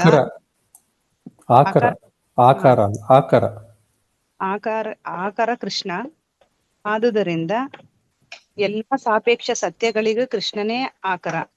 ಭೌತಿಕ ಜಗತ್ತು ಮುಖ್ಯವಾಗಿ ಪೃಥ್ವಿ, ಜಲ, ಅಗ್ನಿ, ವಾಯು ಮತ್ತು ಆಕಾಶಗಳೆಂಬ ಪಂಚಭೂತಗಳಿಂದ ಆಗಿದೆ. ಈ ಪಂಚಭೂತಗಳು ಕೃಷ್ಣನಿಂದ ಬಂದುವೆ. ಭೌತಿಕ ಜಗತ್ತನ್ನು ಅಧ್ಯಯನ ಮಾಡುವ ವಿಜ್ಞಾನಿಗಳು ಭೌತಿಕ ಜಗತ್ತಿನ ಹೊರರೂಪಕ್ಕೆ ಈ ಪಂಚಭೂತಗಳೇ ಕಾರಣ ಎಂದು ಒಪ್ಪುತ್ತಾರೆ. ಆದರೆ ಅವುಗಳ ಸೂಕ್ಷ್ಮವಲ್ಲದ ಮತ್ತು ಸೂಕ್ಷ್ಮ ಸ್ಥಿತಿಗಳಿಗೆ ಕೃಷ್ಣನೇ ಕಾರಣ. ಈ ಭೌತಿಕ ಜಗತ್ತಿನಲ್ಲಿ ಕ್ರಿಯಾನಿರತವಾಗಿರುವ ಜೀವರು ಸಹ ಅವನ ತಟಸ್ಥ ಶಕ್ತಿಯ ಸೃಷ್ಟಿಗಳೇ. ಭಗವದ್ಗೀತೆಯ 7ನೆಯ ಅಧ್ಯಾಯದಲ್ಲಿ ಇಡೀ ಜಗತ್ತು ಕೃಷ್ಣನ 2 ಬಗೆಯ ಚೈತನ್ಯಗಳ, ಮೇಲ್ಪಟ್ಟದ ಚೈತನ್ಯ ಮತ್ತು ಕೆಳಮಟ್ಟದ ಚೈತನ್ಯಗಳ ಮಿಲನ ಎಂದು ಸ್ಪಷ್ಟವಾಗಿ ಹೇಳಿದೆ. ಜೀವಿಗಳು ಉತ್ತಮ ಮಟ್ಟದ ಚೈತನ್ಯ, ಜೀವರಹಿತ ಭೌತಿಕ ಅಂಶಗಳು ಅವನ ಕೆಳಮಟ್ಟದ ಚೈತನ್ಯ. ಸುಪ್ತ ಸ್ಥಿತಿಯಲ್ಲಿರುವಾಗ ಎಲ್ಲವೂ ಕೃಷ್ಣನಲ್ಲಿ ವಿರಮಿಸಿರುತ್ತದೆ. ದೇವತೆಗಳು ಭೌತಿಕ ಅಭಿವ್ಯಕ್ತಿಗಳನ್ನು ವಿಶ್ಲೇಷಿಸುತ್ತಾ ದೇವೋತ್ತಮ ಪರಮ ಪುರುಷ ರೂಪಕ್ಕೆ ಪ್ರಾರ್ಥನೆಯನ್ನು ಮುಂದುವರೆಸಿದರು. ಭೌತಿಕ ಅಭಿವ್ಯಕ್ತಿ ಎಂದರೆ ಅದೊಂದು ಪುರದಂತೆ ಮರವು ಭೂಮಿಯ ಮೇಲೆ ನಿಂತಿರುತ್ತದೆ. ಹಾಗೆಯೇ ಭೌತಿಕ ಅಭಿವ್ಯಕ್ತಿಯ ವೃಕ್ಷವು ಭೌತಿಕ ಪ್ರಕೃತಿಯ ಭೂಮಿಯ ಮೇಲೆ ನಿಂತಿದೆ. ಭೌತಿಕ ಅಭಿವ್ಯಕ್ತಿಯನ್ನು ಮರಕ್ಕೆ ಹೋಲಿಸುತ್ತಾರೆ, ಏಕೆಂದರೆ ತಕ್ಕಷ್ಟು ಕಾಲ ಕಳೆದ ನಂತರ ಮರವನ್ನು ಕತ್ತರಿಸಿ ಹಾಕುತ್ತಾರೆ. ಮರಕ್ಕೆ ವೃಕ್ಷ ಎಂದು ಹೆಸರು. ವೃಕ್ಷ ಎಂದರೆ ಕಡೆಗೆ ಕಡಿದು ಹಾಕುವ ವಸ್ತು ಎಂದು ಅರ್ಥ. ಆದುದರಿಂದ ಭೌತಿಕ ಅಭಿವ್ಯಕ್ತಿಯ ಈ ಮರವನ್ನು ಪರಮಸತ್ಯ ಎಂದು ಒಪ್ಪಿಕೊಳ್ಳಲು ಸಾಧ್ಯವಿಲ್ಲ. ಭೌತಿಕ ಅಭಿವ್ಯಕ್ತಿಯ ಮೇಲೆ ಕಾಲವು ಪ್ರಭಾವವನ್ನು ಬೀರಬಲ್ಲದು, ಆದರೆ ಕೃಷ್ಣನ ದೇಹವು ಶಾಶ್ವತ. ಭೌತಿಕ ವ್ಯಕ್ತಿಗೆ ಮೊದಲೇ ಅವರು ಅಸ್ತಿತ್ವದಲ್ಲಿ ಇದ್ದ ಭೌತಿಕ ಅಭಿವ್ಯಕ್ತಿ ಇರುವಾಗಲೂ ಅವನು ಇರುತ್ತಾನೆ, ಅದು ಕರಗಿ ಹೋದಾಗಲೂ ಅವನು ಇರುತ್ತಾನೆ. ಹರೇ ಕೃಷ್ಣ. ಹರೇ ಕೃಷ್ಣ. ಸೊ ಈ ರೀತಿಯಾಗಿ ದೇವತೆಗಳು ಭಗವಂತನ ಸ್ತುತಿಯನ್ನು ಮಾಡ್ತಾ ಇದ್ದಾರೆ. ಮತ್ತೆ ಈ ವಿಷಯಗಳನ್ನು ಭಗವದ್ಗೀತೆಯಲ್ಲೂ ಕೂಡ ಹೇಳಿದ್ದಾನೆ. ಸೊ ಈ ಎಲ್ಲ ವಿಷಯಗಳ ಬಗ್ಗೆ ಭಗವದ್ಗೀತೆಯಲ್ಲಿ ಅರ್ಜುನನಿಗೆ ಹೇಳ್ತಾನೆ. ಸೊ ಅದರಿಂದ ಇಲ್ಲಿ ಮುಖ್ಯವಾಗಿ ನಾವು ನೆನಪಿಟ್ಕೊಳ್ಬೇಕಾಗಿರೋ ವಿಷಯ ಏನಂದ್ರೆ, ಪ್ರತಿಯೊಬ್ಬರೂ ಸತ್ಯಕ್ಕಾಗಿ ಹುಡುಕಾಡ್ತಾ ಇದ್ದಾರೆ. ಆದರೆ ಆ ಸತ್ಯ ಏನು, ಇದು ಕೃಷ್ಣ ಪ್ರಜ್ಞಾವಂತವನಿಗೆ ಮಾತ್ರ ಪರಿಪೂರ್ಣ ಸತ್ಯವನ್ನು ಪಡೆಯಬಹುದು, ಬೇರೆ ಯಾರಿಗೂ ಪರಿಪೂರ್ಣ ಸತ್ಯ ಸಿಗೋದಿಲ್ಲ. ಸೊ ನಂತರ ಇದು ಕಾಲವನ್ನು ಭೂತ, ಭವಿಷ್ಯ ಮತ್ತು ವರ್ತಮಾನ ಎಂದು 3 ಭಾಗವಾಗಿ ಮಾಡ್ತಾರೆ. ಸೊ ಮತ್ತೆ ಎಲ್ಲ ಜಗತ್ತಿನಲ್ಲಿ ಈ 3 ವಸ್ತುಗಳನ್ನು, ಅದು ಸತ್ಯ, ಭೂತ, ವರ್ತಮಾನ ಮತ್ತು ಭವಿಷ್ಯತ್ತುಗಳನ್ನು ಕಾಲ ನಿಯಂತ್ರಿಸುತ್ತೆ. ಕಾಲ ಅಂದರೆ ಕೃಷ್ಣನ ಒಂದು ಎನರ್ಜಿ, ಕೃಷ್ಣನ ಒಂದು ಚೈತನ್ಯ. ಸೊ ಆ ಚೈತನ್ಯವೇ ಅದನ್ನೆಲ್ಲವನ್ನು ನಿರ್ದೇಶಿಸುತ್ತೆ. ಅದು ಮತ್ತೆ ಈ ಕಾಲದ ಪ್ರಭಾವ ಇರುವುದು ಭೌತಿಕ ಲೋಕದಲ್ಲಿ ಮಾತ್ರ. ಪ್ರತಿಯೊಂದು ವಿಶ್ವದಲ್ಲೂ ಪ್ರತಿಯೊಂದು ದೇಹದಲ್ಲೂ ಕೂಡ ಈ ಕಾಲದ ಒಂದು ಕೆಲಸ ನಡೀತಾ ಇರುತ್ತೆ. ಸೊ ನಮ್ಮ ದೇಹದಲ್ಲೂ ಕೂಡ ಒಳಗಡೆ ಕಾಲ ಇದ್ದೇ ಇರುತ್ತೆ. ಆ ಕಾಲ ನಮ್ಮ ದೇಹದ ಪ್ರತಿಯೊಂದು ಒಂದು ಅಂಗಾಂಗವನ್ನು, ಪ್ರತಿಯೊಂದು ಕ್ರಿಯೆಯನ್ನು ಅದು ನಿಯಂತ್ರಿಸ್ತಾ ಇರುತ್ತೆ. ನಮ್ಮ ಒಂದು ಹೃದಯ ಬಡಿತಾನೆ ಇರ್ಬೋದು, ನಮಗೆ ಗೊತ್ತೇ ಇಲ್ಲ, ಅದು ಪಾಡಗದ ಕೆಲಸ ಮಾಡುತ್ತೆ. ಅದು ಕೂಡ ಟೈಮಿಗೆ ಸರಿಯಾಗಿ ಇದು ದೇಹದ ಒಂದು ಹೃದಯದ ಬಡಿತ ಆಗುತ್ತೆ. ಅದು ಟೈಮಿಗೆ ತಪ್ಪು ಮಾಡಿದ್ರೆ ಮನುಷ್ಯ ಸತ್ತೋಗ್ತಾನೆ. ಅದರಿಂದ ಅದು ಕೂಡ ಎಲ್ಲವೂ ಕೂಡ ಕಾಲದ ಅಂದರೆ ಸಮಯದ ಪರಮ ಸಮಯದಲ್ಲಿ ನಿಯಂತ್ರಣ ಮಾಡ್ತಾ ಇದ್ದಾರೆ. ಸೊ ಜೊತೆಗೆ ಇನ್ನೊಂದು ವಿಷಯ ಇಲ್ಲಿ ಹೇಳಿದ್ದಾರೆ, ಷಷ್ಠಿಗೆ ಮೊದಲು ಕೃಷ್ಣನು ಇದ್ದ, ಷಷ್ಠಿ ಆದ ಮೇಲೂ ಎಲ್ಲವೂ ಪರಮ ಒಂದು ವಿಶ್ರಾಂತಿ ಸ್ಥಾನ ಅಂದರೆ ಕೃಷ್ಣ. ಎಲ್ಲವೂ ಕೂಡ ಕೃಷ್ಣನಲ್ಲಿ ಕೊನೆಗೆ ಹೋಗಿ ನೆಲೆಸುತ್ತೆ. ಸೊ ಕೊನೆಗೆ ಎಲ್ಲ ಸಮಯದಲ್ಲಿಯೂ ಕೃಷ್ಣ ಪರಿಪೂರ್ಣ ಸತ್ಯ. ಸೊ ಭೌತಿಕ ಜಗತ್ತಿನಲ್ಲಿ ಏನೆಲ್ಲವೂ ಇದೆ, ಆ ಸತ್ಯವೇ ಇರ್ಬೋದು, ಬೇರೆ ಇನ್ನೇನು ಆಗಿರ್ಬೋದು, ಸತ್ಯ ಇರ್ಬೋದು, ಸಮೃದ್ಧಿ ಇರ್ಬೋದು, ಯಶಸ್ಸು ಇರ್ಬೋದು, ಏನಾದರೂ ಶಕ್ತಿ ಇರ್ಬೋದು, ಜ್ಞಾನ ಮತ್ತು ಶಿಕ್ಷಣ ಇರ್ಬೋದು, ಎಲ್ಲವೂ ಕೂಡ ಅದರ ಆಕರ ಕೃಷ್ಣ. ಆಕರ ಅಂದರೆ ಮೂಲ ಕೃಷ್ಣ. ಸೊ ಕೃಷ್ಣನಿಂದಲೇ ಎಲ್ಲವೂ ಬಂದದ್ದು. ಸೊ ಅದರಿಂದ ಎಲ್ಲ ಸತ್ಯಗಳಿಗೂ ಕೃಷ್ಣನೇ ಆಕಾರ. ಸೊ ಮತ್ತೆ ಜೊತೆಗೆ ಈ ಭೌತಿಕ ಜಗತ್ತು ಪಂಚಭೂತಗಳಿಂದ ಆಗಿದೆ. ಸೊ ಮತ್ತು ಅವುಗಳಿಗೆ ಸೂಕ್ಷ್ಮವಲ್ಲದ ಮತ್ತು ಸೂಕ್ಷ್ಮ ಸ್ಥಿತಿಗಳಿಗೂ ಕೂಡ ಕೃಷ್ಣನೇ ಕಾರಣ. ಎಲ್ಲವೂ ಕೂಡ ಅವನಿಂದಲೇ ಬರುವಂಥದ್ದು.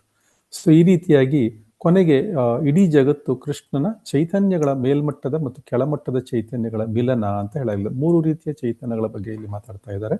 ಒಂದು ಮೇಲ್ಮಟ್ಟದ ಅಂದರೆ ಆಧ್ಯಾತ್ಮಿಕ ಚೈತನ್ಯ, ಮತ್ತು ಕೆಳಮಟ್ಟದ್ದು ಅದು ಜಡ ಚೈತನ್ಯ. ಜಡ ವಸ್ತುಗಳೆಲ್ಲ ಜಡ ಚೈತನ್ಯಗಳಿಂದ ಇರ್ತವೆ. ನಂತರ ಒಂದು ತಟಸ್ಥ ಚೈತನ್ಯ ಅಥವಾ ತಟಸ್ಥ ಶಕ್ತಿ ಅಂತ ಹೇಳ್ತಾರೆ.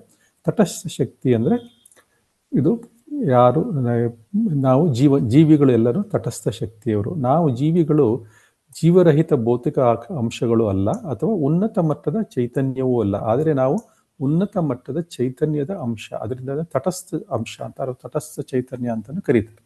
ಸೊ ನಾವು ಈ ಎಲ್ಲವೂ ಕೂಡ ನಾವು ಸೃಷ್ಟಿಯ ಮೊದಲು ಸುಪ್ತ ಸ್ಥಿತಿಯಲ್ಲಿ ಇರ್ತವೆ, ಮತ್ತು ಎಲ್ಲವೂ ಕೂಡ ಕೃಷ್ಣನ ಉದರದಲ್ಲಿ ವಿರಮಿಸಿರುತ್ತವೆ. ಅಂದರೆ ಕಾರಣೋದಕಶಾಹಿ ವಿಷ್ಣುವಿನ ಉದರದಲ್ಲಿ ಎಲ್ಲವೂ ಕೂಡ ವಿರಮಿಸಿರ್ತದೆ, ಅಂದರೆ ಸೃಷ್ಟಿಗೆ ಮೊದಲು. ಸೊ ದೇವತೆಗಳು ಭೌತಿಕ ಅಭಿವ್ಯಕ್ತಿಯನ್ನು ವಿಶ್ಲೇಷಿಸುತ್ತಾ ದೇವೋತ್ತಮ ಪರಮಪುರುಷನ ಶ್ರೀಕೃಷ್ಣನ ರೂಪಕ್ಕೆ ಪ್ರಾರ್ಥನೆಯನ್ನು ಮುಂದುವರಿಸ್ಕೊಂಡು ಹೋಗ್ತಾರೆ. ಸೊ ನಂತರ ಅವರು ಭೌತಿಕ ಅಭಿವ್ಯಕ್ತಿ ಅಂದರೆ ಏನು ಅದ್ರ ಬಗ್ಗೆ ಹೇಳ್ತಾರೆ. ಅದೊಂದು ಮರ ಇದ್ದ ಹಾಗೆ, ಮರವು ಭೂಮಿ ಮೇಲೆ ಇರುತ್ತೆ, ಹಾಗೆ ಭೌತಿಕ ಅಭಿವ್ಯಕ್ತಿ ಕೂಡ ಭೌತಿಕ ಪ್ರಕೃತಿಯ ಮೇಲೆ ನಿಂತಿರುತ್ತೆ. ಮತ್ತು ಈ ಭೌತಿಕ ಅಭಿವ್ಯಕ್ತಿಯನ್ನು ಮರಕ್ಕೆ ಯಾಕೆ ಹೋಲಿಸ್ತಾರೆ ಅಂದರೆ, ಅದು ಮರಕ್ಕೆ ಸ್ವಲ್ಪ ಸಮಯದ ನಂತರ ಮರವನ್ನು ಕಡಿದು ಹಾಕಬೇಕು.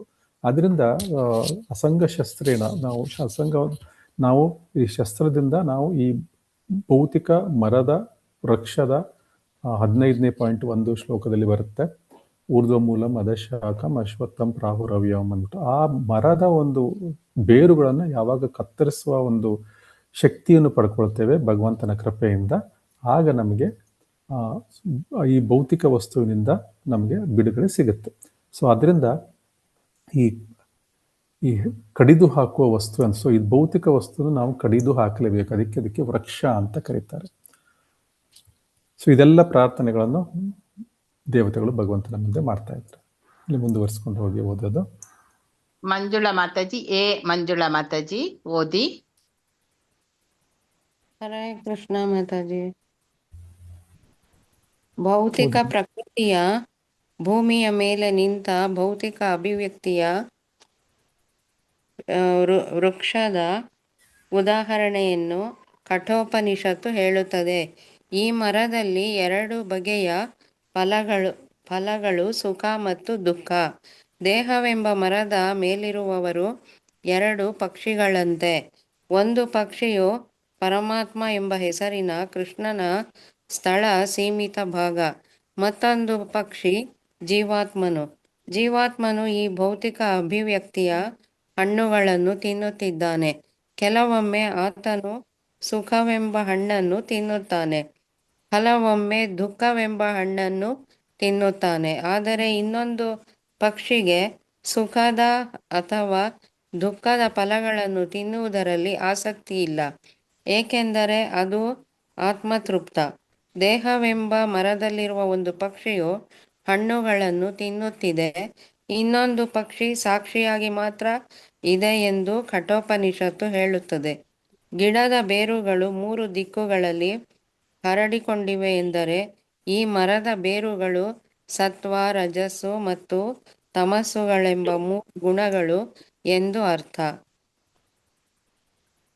ಮರದ ಬೇರುಗಳು ವಿಸ್ತರಿಸಿಕೊಳ್ಳುವ ಹಾಗೆ ಸತ್ವ, ರಜಸ್ಸು ಮತ್ತು ತಮಸ್ಸು ಎಂಬ ಭೌತಿಕ ಪ್ರಕೃತಿಯ 3 ಗುಣಗಳ ಸಹಯೋಗದಿಂದ ಮನುಷ್ಯನು ಭೌತಿಕ ಅಸ್ತಿತ್ವದಲ್ಲಿ ತನ್ನ ದೈಹಿಕ ಅಸ್ತಿತ್ವವನ್ನು ಬೆಳೆಸಿಕೊಳ್ಳುತ್ತಾನೆ.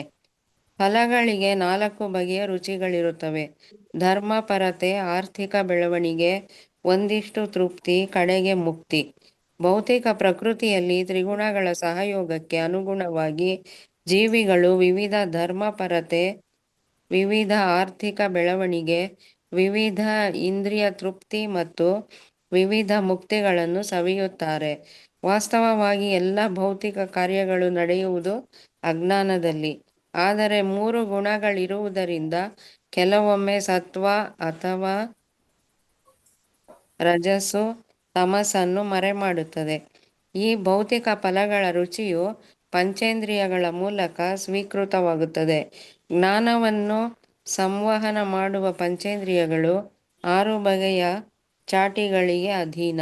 ಇವು ರೋದನ, ಮಾಯೆ, ಶಕ್ತಿಹೀನತೆ, ಸಾವು, ಹಸಿವು ಮತ್ತು ತೃಷೆ. ಈ ಭೌತಿಕ ದೇಹವನ್ನು ಅಥವಾ ಭೌತಿಕ ಅಭಿವ್ಯಕ್ತಿಯನ್ನು 7 ಪದರಗಳು ಮುಚ್ಚುತ್ತವೆ: ಚರ್ಮ, ಮಾಂಸಖಂಡ, ಮಾಂಸ, ಎಲುಬಿನ ನೆಣ, ಮೂಳೆ, ಕೊಬ್ಬು ಮತ್ತು ವೀರ್ಯ. ಮರಕ್ಕೆ 8 ರೆಂಬೆಗಳು: ಭೂಮಿ, ನೀರು, ಬೆಂಕಿ, ಗಾಳಿ, ಆಕಾಶ, ಮನಸ್ಸು, ಬುದ್ಧಿಶಕ್ತಿ ಮತ್ತು ಅಹಂಕಾರ. ಈ ಶರೀರಕ್ಕೆ 9 ದ್ವಾರಗಳು: 2 ಕಣ್ಣುಗಳು, 2 ಹೊಳ್ಳೆಗಳು, 2 ಕಿವಿಗಳು, ಬಾಯಿ, ಜನನೇಂದ್ರಿಯ, ಗುದದ್ವಾರ. ದೇಹದೊಳಗೆ ಸಾಗುವ ವಾಯುವು 10 ಬಗೆಯದು: ಪ್ರಾಣ, ಅಪಾನ, ಉದಾನ, ವ್ಯಾನ, ಸಮಾನ ಇತ್ಯಾದಿ. ಹಿಂದೆ ವಿವರಿಸಿರುವಂತೆ ಈ ಮರದಲ್ಲಿ ಕುಳಿತಿರುವ 2 ಪಕ್ಷಿಗಳು ಜೀವಾತ್ಮ ಮತ್ತು ಸ್ಥಳೀಯ ದೇವೋತ್ತಮ ಪರಮಪುರುಷ. ಹರೇ ಕೃಷ್ಣ. ಧನ್ಯವಾದಗಳು. ಧನ್ಯವಾದಗಳು ಮಾತಾಜಿ. ಸೊ ಈ ರೀತಿಯಾಗಿ ಭೌತಿಕ ಪ್ರಕೃತಿಯ ಮೇಲೆ ನಿಂತ ಭೌತಿಕ ಅಭಿವ್ಯಕ್ತಿ ವೃಕ್ಷದ ಬಗ್ಗೆ ಇಲ್ಲಿ ಮಾತನಾಡಲಾಗಿದೆ. ಮತ್ತು ಇದು ಇವೆಲ್ಲ ನಾವು ಮೊದಲೇ ತಿಳಿದಿದ್ದೇವೆ. 2 ಪಕ್ಷಿಗಳಿರುತ್ತವೆ ಮರದ ಕೊಂಬೆಯ ಮೇಲೆ. ಒಂದು ಭೌತಿಕ ಅಭಿವ್ಯಕ್ತಿಯು ಹಣ್ಣುಗಳನ್ನು ತಿನ್ನುತ್ತಿದ್ದಾನೆ ಒಂದು ಪಕ್ಷಿ, ಅದರ ನಾವು ಜೀವಾತ್ಮಗಳು. ಮತ್ತು ಅದು ಇನ್ನೊಂದು ವ್ಯಕ್ತಿಗೆ ಸುಖ ದುಃಖದಲ್ಲಿ ಫಲಗಳಲ್ಲಿ ಯಾವ ಆಸಕ್ತಿಯೂ ಇಲ್ಲ, ಅವನು ಫಲಗಳಿಂದ ನಿರಾಸಕ್ತನಾಗಿದ್ದಾನೆ. ಅದು ಭಗವಂತ, ಅದು ಕ್ಷೀರೋದ ಕಷಾಯ ವಿಷ್ಣು ಅಂತಾನೆ ಹೇಳ್ತಾರೆ. ಸೊ ಅದು ಯಾಕೆ ಅದಕ್ಕೆ ಇಷ್ಟ ಇಲ್ಲ? ಯಾಕಂದ್ರೆ ಅದು ಆತ್ಮತೃಪ್ತ. ಸೊ ಅದಕ್ಕೆ ಏನು ಬೇಕಾಗಿಲ್ಲ. ಅದು ಆತ್ಮತೃಪ್ತ ಅಂದ್ರೆ ಸೂಪರ್ ಸೋಲ್ ಅಂತಾನು ಹೇಳ್ತಾರೆ. ಸೊ ಈ ರೀತಿಯಾಗಿ ಗಿಡದ ಬೇರುಗಳ ಬಗ್ಗೆ, ಗಿಡದ ಪ್ರತಿಯೊಂದು ಅಂಗದ ಬಗ್ಗೆ ಇಲ್ಲಿ ಹೇಳಲಾಗಿದೆ. ಸೊ ನಂತರ ಇಲ್ಲಿ ಕೊನೆಗೆ ಮನುಷ್ಯನಿಗೆ ಈ ಫಲಗಳು ಏನು ಬರುತ್ತವೆ, ಇವು 4 ಬಗೆಯ ಋಷಿಗಳಿರುತ್ತವೆ. ಅವು ಏನು ಅಂದ್ರೆ ಧರ್ಮ, ಅರ್ಥ, ಕಾಮ, ಮೋಕ್ಷ. ಸೊ ಈಗಿನ ಜಗತ್ತಿನಲ್ಲಿ ಏನಾಗಿದೆ ಅಂದ್ರೆ ಈ ಧರ್ಮ, ಅರ್ಥ, ಕಾಮ, ಮೋಕ್ಷವನ್ನು ಎಲ್ಲವನ್ನು ಕೂಡ ಈ ವಿವಿಧವಾದ ರೀತಿಯಲ್ಲಿ ಅಜ್ಞಾನದಲ್ಲಿ ನಡೀತಾ ಇರುತ್ತೆ. ಸೊ ಈಗ ಏನು ಪರಿಸ್ಥಿತಿ ಅಂದ್ರೆ ಧರ್ಮ ಅಂದ್ರೆ ಮನುಷ್ಯರಿಗೆ ಮರ್ತೋಗಿದೆ, ಮುಕ್ತಿ ಅಂದ್ರೆ ಏನೋ ಒಂದು ಗೊತ್ತಿಲ್ಲ, ಉಳ್ಕೊಂಡಿರೋದು ಆರ್ಥಿಕ ಮತ್ತು ಇಂದ್ರಿಯ ತೃಪ್ತಿ ಅಷ್ಟೇ ಉಳ್ಕೊಂಡಿರೋದು. ಅರ್ಥ ಮತ್ತು ಕಾಮ ಇವೆರಡೇ ಉಳ್ಕೊಂಡಿರೋದು. ಮಿಕ್ಕಿದ ಬಗ್ಗೆ ಯಾರಿಗೂ ತಿಳಿದುಕೊಳ್ಳುವ ಮನಸ್ಸು ಅಂತೂ ಕೂಡ ಇಲ್ಲ. ಸೊ ಈ ರೀತಿಯಾಗಿ ಎಲ್ಲವೂ ಕೂಡ ಅಜ್ಞಾನದಲ್ಲಿ ಮುಳುಗಿ ಹೋಗಿದ್ದಾರೆ ಅಂತ ಇಲ್ಲಿ ಶ್ರೀಲ ಪ್ರಭುಪಾದ ಬರಿತಾ ಇದ್ದಾರೆ. ಸೊ ಕೊನೆಗೆ ಇಲ್ಲಿ 3 ಗುಣಗಳ ಬಗ್ಗೆ ಶ್ರೀಲ ಪ್ರಭುಪಾದ ಹೇಳಿದ್ದಾರೆ: ಸತ್ವ, ರಜಸ್ಸು ಮತ್ತು ತಮಸ್ಸು. ಒಂದೊಂದು ಸಾರಿ ಒಂದೊಂದು ಗುಣ ಮೇಲಕ್ಕೆ ಏಳುವ ಒಂದು ಪ್ರಯತ್ನವನ್ನು, ಯಾವಾಗಲೂ ಅವುಗಳ ಮಧ್ಯೆ ಕಾಂಪಿಟೇಷನ್ ಇರುತ್ತೆ. 3 ಗುಣಗಳು ಯಾವುದು ಮೇಲೆ ಬರಬೇಕು ಅಂತ ಹೇಳ್ಬಿಟ್ಟು. ಸೊ ಆ 3 ಗುಣಗಳಲ್ಲಿ ಕೆಲವು ಸಾರಿ ಸತ್ವ ಮೇಲೆ ಬರುತ್ತೆ. ಸತ್ವ ಮೇಲೆ ಬಂದಾಗ ಸಾತ್ವಿಕ ಗುಣದಲ್ಲಿ ಮನುಷ್ಯ ಇರ್ತಾನೆ. ರಜಸ್ಸು ಮೇಲೆ ಬಂದಾಗ ರಜಸ್ಸಿನ ಗುಣದಲ್ಲಿ ಮುಖ್ಯವಾಗಿ ರಜಸ್ಸಿನ ಗುಣದಲ್ಲಿ ಇರ್ತಾನೆ. ಮತ್ತು ತಮಸ್ಸಿನಲ್ಲಿ ವಿನಾಕಾರಣ ಕೆಲಸ ಮಾಡುವಂಥದ್ದು, ನಿದ್ದೆ ಮಾಡುವಂಥದ್ದು, ಜಗಳ ಮಾಡುವಂಥದ್ದು, ಈ ತರ ಮನಸ್ಥಿತಿಯಲ್ಲಿ ಮನುಷ್ಯ ಇರ್ತಾನೆ. ಸೊ ಯಾವುದು ಜಾಸ್ತಿ ಹೆಚ್ಚು ಪ್ರಬಲವಾಗುತ್ತೆ ಅದರ ಗುಣಗಳು ಆ ಮನುಷ್ಯ ಒಂದು ತೋರಿಸ್ಕೊಡ್ತಾನೆ ತನ್ನ ದೈನಂದಿನ ಜೀವನದಲ್ಲಿ. ಸೊ ಈ ರೀತಿಯಾಗಿ ಈ ಉಳಿದ ದೇಹದ ಬಗ್ಗೆ ಇಲ್ಲಿ ಕೂಡ ಮಾತನಾಡಲಾಗಿದೆ. 2 ಕಣ್ಣುಗಳು, 2 ಹೊಳ್ಳೆಗಳು ಅಂದರೆ ಮೂಗಿನ ಹೊಳ್ಳೆಗಳು, 2 ಕಿವಿಗಳು, ಬಾಯಿ, ಈ ರೀತಿ ಎಲ್ಲ ನಾವು ಅಂದರೆ ದೇಹದ ಒಂದು ರಚನೆಯನ್ನು ಇಲ್ಲಿ ಹೇಳಲಾಗಿದೆ. ಮುಂದುವರಿಸ್ಕೊಂಡು ಹೋಗೋಣ. ಇಲ್ಲಿ ವರ್ಣಿಸಿರುವ ಭೌತಿಕ ಅಭಿವ್ಯಕ್ತಿ ಮೂಲ ಕಾರಣ ದೇವೋತ್ತಮ ಪರಮಪುರುಷ. ನಂದಿನಿ ಸೀನಪ್ಪ ಮಾತಾಜಿ ಓದಿ. ಹರೇ ಕೃಷ್ಣ ಮಾತಾಜಿ. ಇಲ್ಲಿ ವರ್ಣಿಸಿರುವ ಭೌತಿಕ ಅಭಿವ್ಯಕ್ತಿಯ ಮೂಲ ಕಾರಣ ದೇವೋತ್ತಮ ಪರಮಪುರುಷ. ದೇವೋತ್ತಮ ಪರಮಪುರುಷನು ತನ್ನನ್ನು ವಿಸ್ತರಿಸಿಕೊಂಡು ಭೌತಿಕ ಜಗತ್ತಿನ ತ್ರಿಗುಣಗಳ ಮೇಲೆ ಅಧಿಕಾರವನ್ನು ವಹಿಸುತ್ತಾನೆ.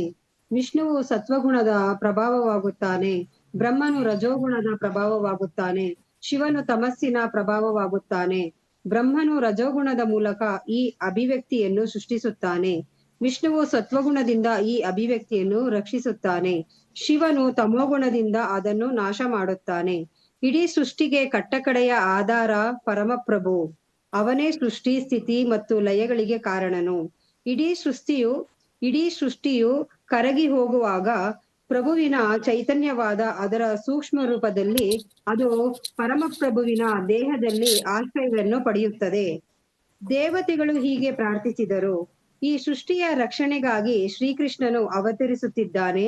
ವಾಸ್ತವವಾಗಿ ಪರಮ ನಿಮಿತ್ತವು ಒಂದೇ, ಆದರೆ ತ್ರಿಗುಣಗಳಿಂದ ಮಾಯೆಗೆ ಒಳಗಾಗಿ ಅಷ್ಟು ಬುದ್ಧಿವಂತರಲ್ಲದವರು ಭೌತ ಜಗತ್ತು ಬೇರೆ ಬೇರೆ ಕಾರಣಗಳಿಂದ ರೂಪ ತಾಳಿದೆ ಎಂದು ಕಾಣುತ್ತಾರೆ.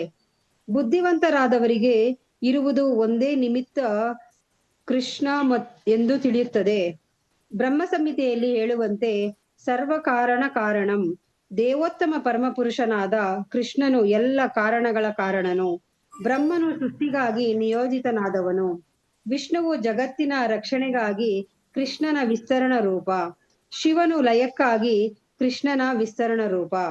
ದೇವತೆಗಳು ಹೀಗೆ ಪ್ರಾರ್ಥಿಸಿದರು: ನಮ್ಮ ಪ್ರೀತಿಯ ಪ್ರಭುವೆ, ನಿನ್ನ ವ್ಯಕ್ತಿತ್ವದ ಅನಂತ ರೂಪವನ್ನು ಅರಿಯುವುದು ಬಹಳ ಕಷ್ಟ.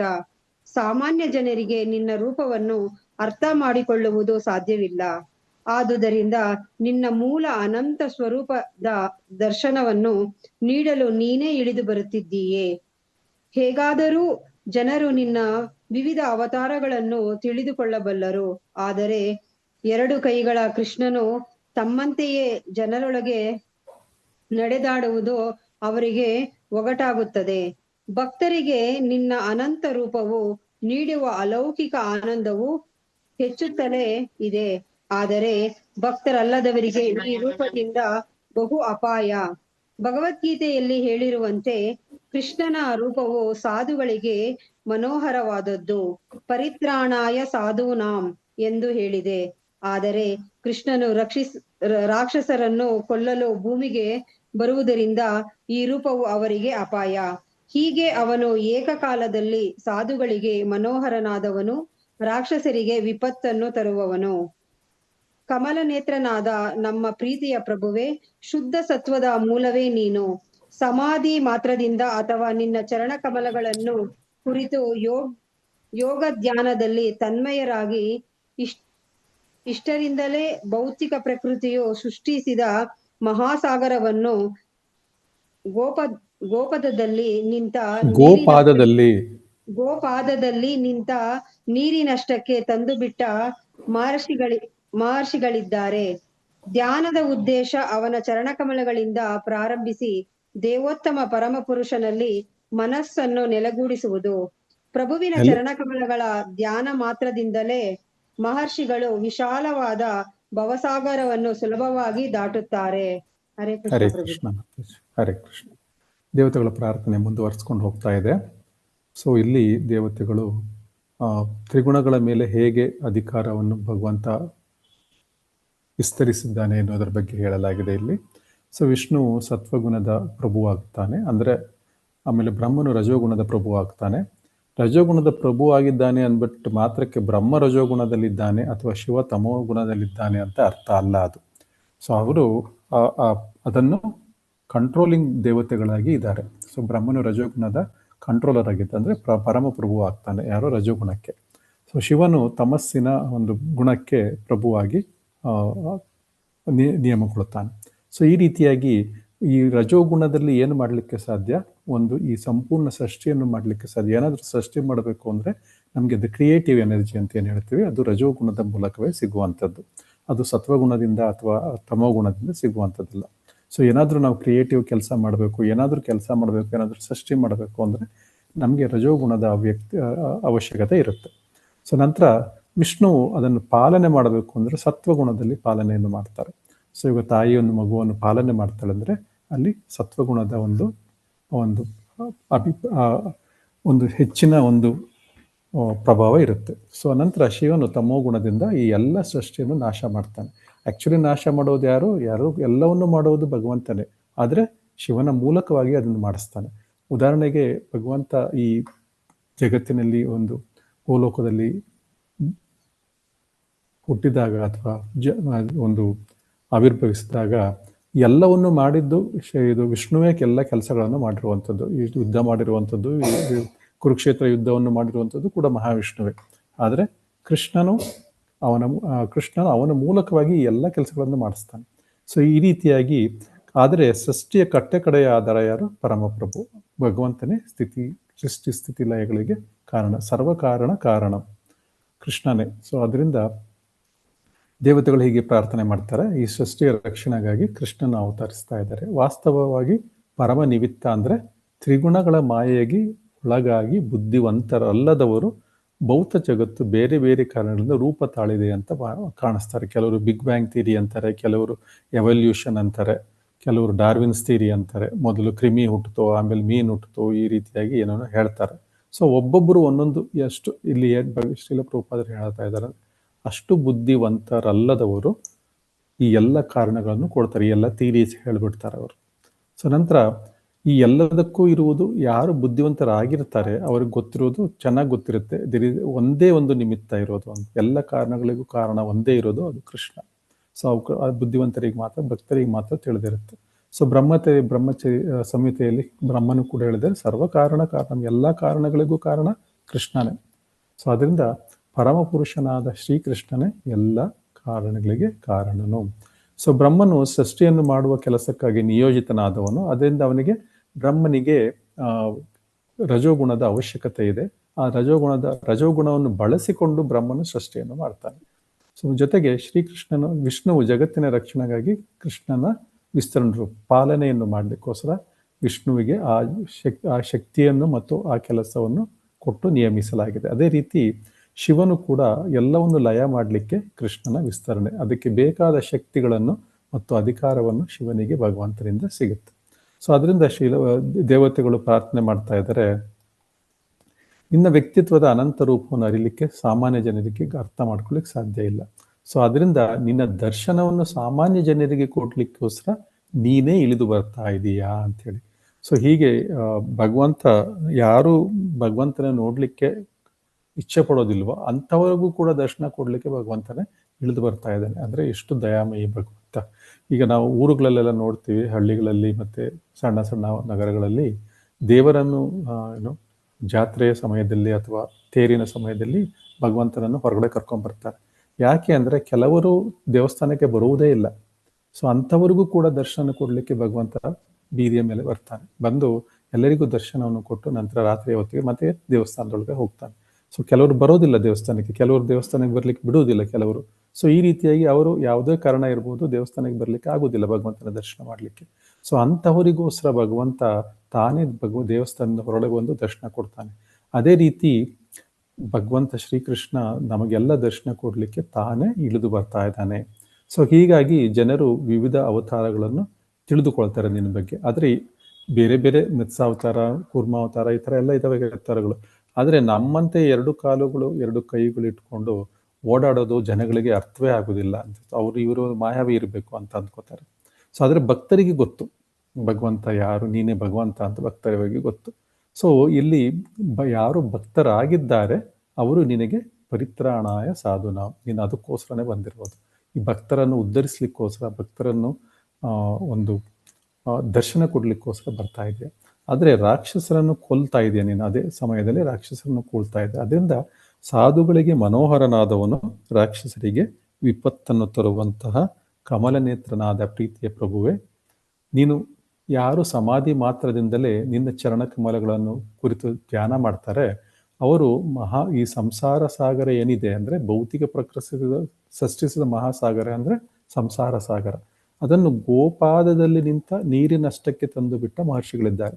ಈಗ ಮಳೆಗಾಲದಲ್ಲಿ ಒಂದು ಚೆನ್ನಾಗಿ ಮಳೆ ಬಂದು ನೆಲೆಯಲ್ಲಿ ಚೆನ್ನಾಗಿ ಮೆತ್ತಗಾಗಿ ಒದ್ದೆ ಆಗಿರುತ್ತೆ, ಅಲ್ಲಿ ಒಂದು ಗೋಪಾದ ಇಟ್ಟರೆ, ಅಂದರೆ ಗೋವು ತನ್ನ ಪಾದವನ್ನು ಇಟ್ಟರೆ ಅಥವಾ ಹಸು ಗೋವಿನ ಕರು ಒಂದು ಪಾದವನ್ನು ಇಟ್ಟರೆ ಅಲ್ಲಿ ಎಷ್ಟು ಮಾತ್ರ ಹಳ್ಳ ಆಗುತ್ತೆ, ಒಂದು ಸ್ವಲ್ಪ ಹಳ್ಳ ಆಗುತ್ತೆ ಅಷ್ಟೇ. ನಮಗದು ಗೊತ್ತೇ ಆಗೋದಿಲ್ಲ, ಅದ್ರ ಮೇಲೆ ನಡ್ಕೊಂಡು ಹೊರಡ್ಬಿಡ್ತೀವಿ, ಇಲ್ಲ ದಾಟ್ಕೊಂಡು ಸುಲಭವಾಗಿ ಹೋಗ್ಬಿಡ್ತೀವಿ. ಸೊ ಮಹರ್ಷಿಗಳು ಅಲ್ಲಿ ಈ ಸಂಸಾರ ಸಾಗರವನ್ನು ಆ ಲೆವೆಲ್ಗೆ ತಂದಿಟ್ಟಿದ್ದಾರೆ. ಸೊ ಅದರಿಂದ ಯಾರು ಕೃಷ್ಣನ ಚರಣ ಕಮಲಗಳಲ್ಲಿ ಕಮಲನೇತ್ರನಾದ ಕಮಲನೇತ್ರನಾದ ಕಮಲ ಪದ್ಮಗಳಾದ ಶ್ರೀಕೃಷ್ಣನ ಚರಣಗಳಲ್ಲಿ ಮನಸ್ಸನ್ನು ನೆಲೆಸಿರ್ತಾರೆ, ಅವರಿಗೆ ಅಂತಹ ಮಹರ್ಷಿಗಳು, ಸಾಧು ಸಜ್ಜನರು ಮತ್ತು ಭಕ್ತರು ವಿಶಾಲವಾದ ಭಾವಸಾಗರವನ್ನು ಹೇಗೆ ಒಂದು ಈ ಗೋಕರವನ್ನು ಹೇಗೆ ದಾಟ್ಬಿಡ್ತಾರೆ, ಗೋಪಾದದಲ್ಲಿ ನಿಂತ ನೀರಿನಷ್ಟನ್ನು ಹೇಗೆ ದಾಟ್ತಾರೆ ಅಷ್ಟು ಸುಲಭವಾಗಿ ದಾಟ್ತಾರೆ ಅಂತ ಇದು ದೇವತೆಗಳು ಪ್ರಾರ್ಥನೆಯನ್ನು ಮಾಡ್ತಾ ಇದ್ದಾರೆ. ನೆಕ್ಸ್ಟ್ ಓದಿ. 58 ಆಯ್ತು ಪ್ರಭುಜಿ. ನಿಲ್ಸೋಣ ಹಾಗಾದ್ರೆ. ಏನಾದ್ರೂ ಡೌಟ್ಸ್ ಇದ್ರೆ ಕೇಳುವಾಗ ಸರಿ ಆಗ್ತದೆ ಅವ್ರದ್ದು. ಓಕೆ, ಸೊ ಇಲ್ಲಿ 19ನೇ ಪೇಜಿನಿಂದ ಶುರು ಮಾಡಬೇಕು ನಾಳೆ.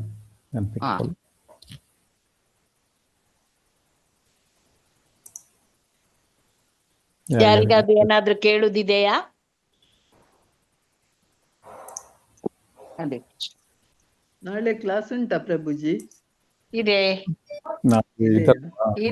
ಕೃಷ್ಣ ಚಾಲೆಂಜ್ ಇದು, ಆದ ಕಾರಣ ಇದು ತಪ್ಪಿಸ್ಲಿಕ್ಕಿಲ್ಲ. ಇದು ಇದೆ ಚಾಲೆಂಜ್ ಅನ್ನು ತಪ್ಪಿಸ್ಲಿಕ್ಕಿಲ್ಲ. ಉಂಟು, ಸಾಟರ್ಡೆ ಸಂಡೇ ಎಲ್ಲ ದಿವಸ ಸಹ ಇದೆ. ಹೌದಾ? ಚಾಲೆಂಜ್ ಇದೆ. ಹರೇ ಕೃಷ್ಣ ಹೇಳಿ. ತೆಂಗಿನ ರಥದಲ್ಲಿ ಸಂತೋಷವಾಗಿ ಕರ್ಕೊಂಡು ಹೋಗ್ತಿರ್ತಾನೆ, ಅವಾಗ ಅದ ಹೇಳದ್ಮೇಲೆ ತಾನೆ ಅವ್ನು ಕೋಪ ಮಾಡ್ಕೊಳ್ಳೋದು ಪ್ರಭುಜಿ. ಅಲ್ಲಿ ತನಕ ಒಳ್ಳೆಯವನಾಗಿತ್ತಲ್ಲ.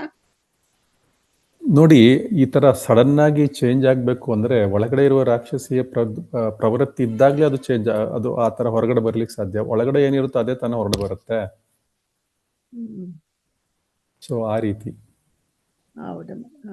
ಹರೇ ಕೃಷ್ಣ ಪ್ರಭುಜಿ. ಒಳಗಡೆ ಸಾಧು ಸಂತರ ಭಾವನೆ ಇದ್ರೆ 8ನೇ ಸಂತಾನ ಕೊಲ್ಲೋ ಪರಿಸ್ಥಿತಿನೇ ಇಲ್ಲವಲ್ಲ. ಅಕಸ್ಮಾತ್ ಕೊಲ್ಲೋ ಪರಿಸ್ಥಿತಿ ಇದ್ರೂ ಕೂಡ ಅವನು ಸಾಧು ಸಂತ ಆಗಿದ್ರೆ ಅವನು ಸಂತೋಷ ಪಡ್ತಾನೆ. ಓ, ಕೃಷ್ಣನ ದರ್ಶನ ಕೊಟ್ಟು ಕರ್ಕೊಂಡು ಹೋಗ್ತಾ ಇದ್ದಾನೆ ನನ್ನ ಅಂತ ಸಂತೋಷ ಪಡ್ತಾನೆ ಅಲ್ವಾ. ಯಾರಿಗುಂಟು ಯಾರಿಗಿಲ್ಲ ಆ ಭಾಗ್ಯ, ಕೃಷ್ಣನ ದರ್ಶನ ಕೊಡುವಂಥದ್ದು. ಸಾಯುವ ಸಮಯದಲ್ಲಿ ಅದನ್ನು ಭಗವಂತ ಏನು ಹೇಳಿದಾನೆ ಭಗವದ್ಗೀತೆಯಲ್ಲಿ, ಸಾಯುವ ಸಮಯದಲ್ಲಿ ನನ್ನ ಒಂದು ಧ್ಯಾನ ಮಾಡ್ತಾ ನೀನು ದೇಹ ತ್ಯಾಗ ಮಾಡಿದ್ರೆ ನೀನು ಮತ್ತೆ ಈ ಲೋಕಕ್ಕೆ ಬರುವುದಿಲ್ಲ ಅಂತ ಹೇಳಿದಾನೆ ಅಲ್ವಾ. ಸೊ ಅಷ್ಟು ಈ ರಾಕ್ಷಸನಾದರೂ ಕೂಡ ಆ ಭಾಗ್ಯ ಅವನಿಗೆ ಸಿಕ್ತು. ಆದರೆ ಅವನು ಗೋಲೋಕಕ್ಕೆ ಹೋಗುವುದಿಲ್ಲ, ಅವನು ಬ್ರಹ್ಮ ಜ್ಯೋತಿಯಲ್ಲಿ ಹೋಗ್ತಾನೆ ಅಷ್ಟೇ. ಅಲ್ಲಿಂದ ಮತ್ತೆ ಕೆಳಗೆ ಬೀಳುವ ಚಾನ್ಸ್ ಇರುತ್ತೆ. ಯಾಕಂದ್ರೆ ಅವನು ದ್ವೇಷ ಭಾವನೆಯಲ್ಲಿ ಭಗವಂತನನ್ನು ನೋಡ್ತಾ ಇದ್ದಾನೆ ಹೊರತು ಪ್ರೇಮ ಭಾವನೆಯಲ್ಲಿ ಅಲ್ಲ. ನೋಡಲ್ಲ. ಪ್ರೇಮ ಭಾವನೆಯಲ್ಲಿ ನೋಡಲ್ಲ. ಸೊ ಅದು ದ್ವೇಷ ಭಾವನೆಯಿಂದ ಯಾಕೆ ನೋಡ್ತಾ ಇದ್ದಾನೆ ಅಂದ್ರೆ ರಾಕ್ಷಸರು ಮಾತ್ರ ಭಗವಂತನನ್ನು ದ್ವೇಷ ಭಾವದಲ್ಲಿ ನೋಡುವಂಥದ್ದು. ಬೇರೆ ಭಕ್ತರು ಮತ್ತೆ ಸಾಮಾನ್ಯ ಜನರು ಭಗವಂತನನ್ನು ದ್ವೇಷ ಭಾವನೆಯಲ್ಲಿ ನೋಡುವುದಿಲ್ಲ. ಗೊತ್ತಾಯ್ತಲ್ಲ? ಧನ್ಯವಾದಗಳು. ಹರೇ ಕೃಷ್ಣ. ಹರೇ ಕೃಷ್ಣ. ಬೇರೆ ಏನೋ ಡೌಟ್ ಇಲ್ಲ ಅಂದ್ರೆ ಕ್ಲೋಸ್ ಮಾಡೋಣ. ಹರೇ ಕೃಷ್ಣ. ಎಲ್ಲರಿಗೂ ಧನ್ಯವಾದಗಳು. ಹರೇ ಕೃಷ್ಣ ಮಾತಾಜಿ. ಧನ್ಯವಾದಗಳು. ಹರೇ ಕೃಷ್ಣ ಮಾತಾಜಿ. ಹರೇ ಕೃಷ್ಣ. ಪ್ರಣಾಮ ಪ್ರಭುಜಿ. ಹರೇ ಕೃಷ್ಣ ಮಾತಾಜಿ. ಹರೇ ಕೃಷ್ಣ. ಪ್ರಣಾಮಗಳು. ಹರೇ ಕೃಷ್ಣ ಪ್ರಭುಜಿ. ನೀವೇ ಎಂಡ್ ಮಾಡ್ಬೇಕು ಪ್ರಭುಜಿ. ಮಾಡ್ತಿದ್ದೀನಿ. ಹರೇ ಕೃಷ್ಣ. ನೀವು ಹೀಗೆ ಹ್ಯಾಂಡ್ ರೈಸ್ ಮಾಡಿ ಓದುದು ಒಳ್ಳೇದಾ ಅಲ್ಲ ನಿಮ್ಗೆ ನಾನು ಆಲ್ಫಾಬೆಟ್ ಪ್ರಕಾರ ಕಲಿಯುವುದು ಒಳ್ಳೇದಾ? ಅಲ್ಫಾಬೆಟ್ ಕರೆದ್ರೇನೆ ಸರಿ ಮಾತಾಜಿ. ನಾಳೆಯಿಂದ ನೋಡೋಣ, ಆಲ್ಫಾಬೆಟ್ ಪ್ರಕಾರನೇ ಹೋಗೋಣ. ಹರೇ ಕೃಷ್ಣ. ಹರೇ ಕೃಷ್ಣ. ಬಂದೇ ಇಲ್ಲ ಮಾತಾಜಿ. ಇಷ್ಟ ದಿನ ಹಿಂಗ್ ಕರ್ದ್ರಿ, ಇವಾಗ ಹಿಂಗ್ ಕರ್ದ್ಬಿಟ್ರಿ, ನಂಗೆ ಬರ್ಲೇ ಇಲ್ಲ. ಇವತ್ತು ಬರ್ಬೇಕಾಯ್ತು ನಂದು. ಓಕೆ ನೋಡೋಣ, ನಾಳೆ ಬರ್ತದೆ ಮಾತಾಜಿ, ನೀವೇನು ವ್ಯಾರಿ ಮಾಡ್ಬೇಡಿ, ಬರ್ತದೆ. ಆದ್ರೆ ಮತ್ತೆ ಕೃಷ್ಣನ ದರ್ಶನ ಖಂಡಿತ ಆಗುತ್ತೆ ನಾಳೆ ನಿಮ್ಗೆ. ಅಲ್ಲಿ ನಗುವಂತ ವಿಷಯ ಇಲ್ಲ, ಖಂಡಿತ ಕೃಷ್ಣನ ಪುಸ್ತಕ ಓದ್ತಾ ಇದೀರಿ ಅಂದ್ರೆ ಕೃಷ್ಣನ ದರ್ಶನ ಆಗ್ತಾ ಇದೆ ಅಂತ. ಆಗ್ತದೆ. ಡೈಲಿ ಬೆಳಗ್ಗೆ ಹೊತ್ತು ಮಾಡ್ತೀರಲ್ಲ ಪ್ರಭುಜಿ. ಓಕೆ, ಕ್ಲೋಸ್ ಮಾಡ್ತಾ ಇದ್ದೇನೆ. ಎಲ್ಲರಿಗೂ ಧನ್ಯವಾದಗಳು. ಅಟೆಂಡೆನ್ಸ್ ಹಾಕದೇ ಇರೋರು ಅಟೆಂಡೆನ್ಸ್ ಹಾಕಿ. ಓಕೆ, ಧನ್ಯವಾದ.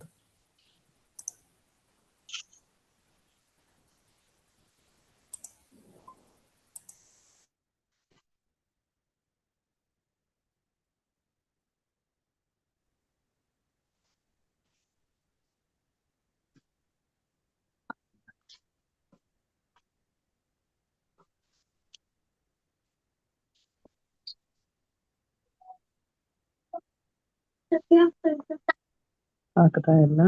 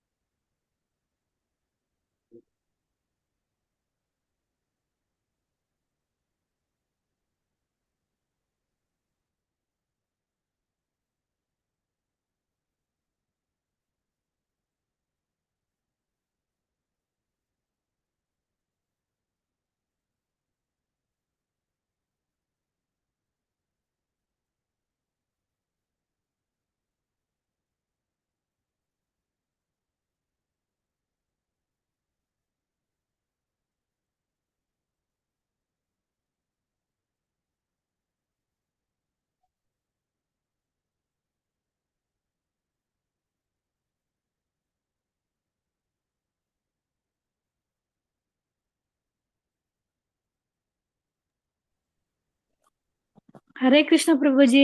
ಮಾತಾಜಿ, ಹರೇ ಕೃಷ್ಣ ಮಾತಾಜಿ. ಹರೇ ಧನ್ಯವಾದಗಳು. ಕೃಷ್ಣ. ಧನ್ಯವಾದಗಳು.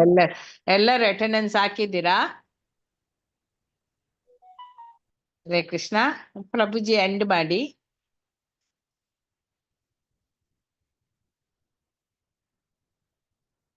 ಹರೇ ಕೃಷ್ಣ.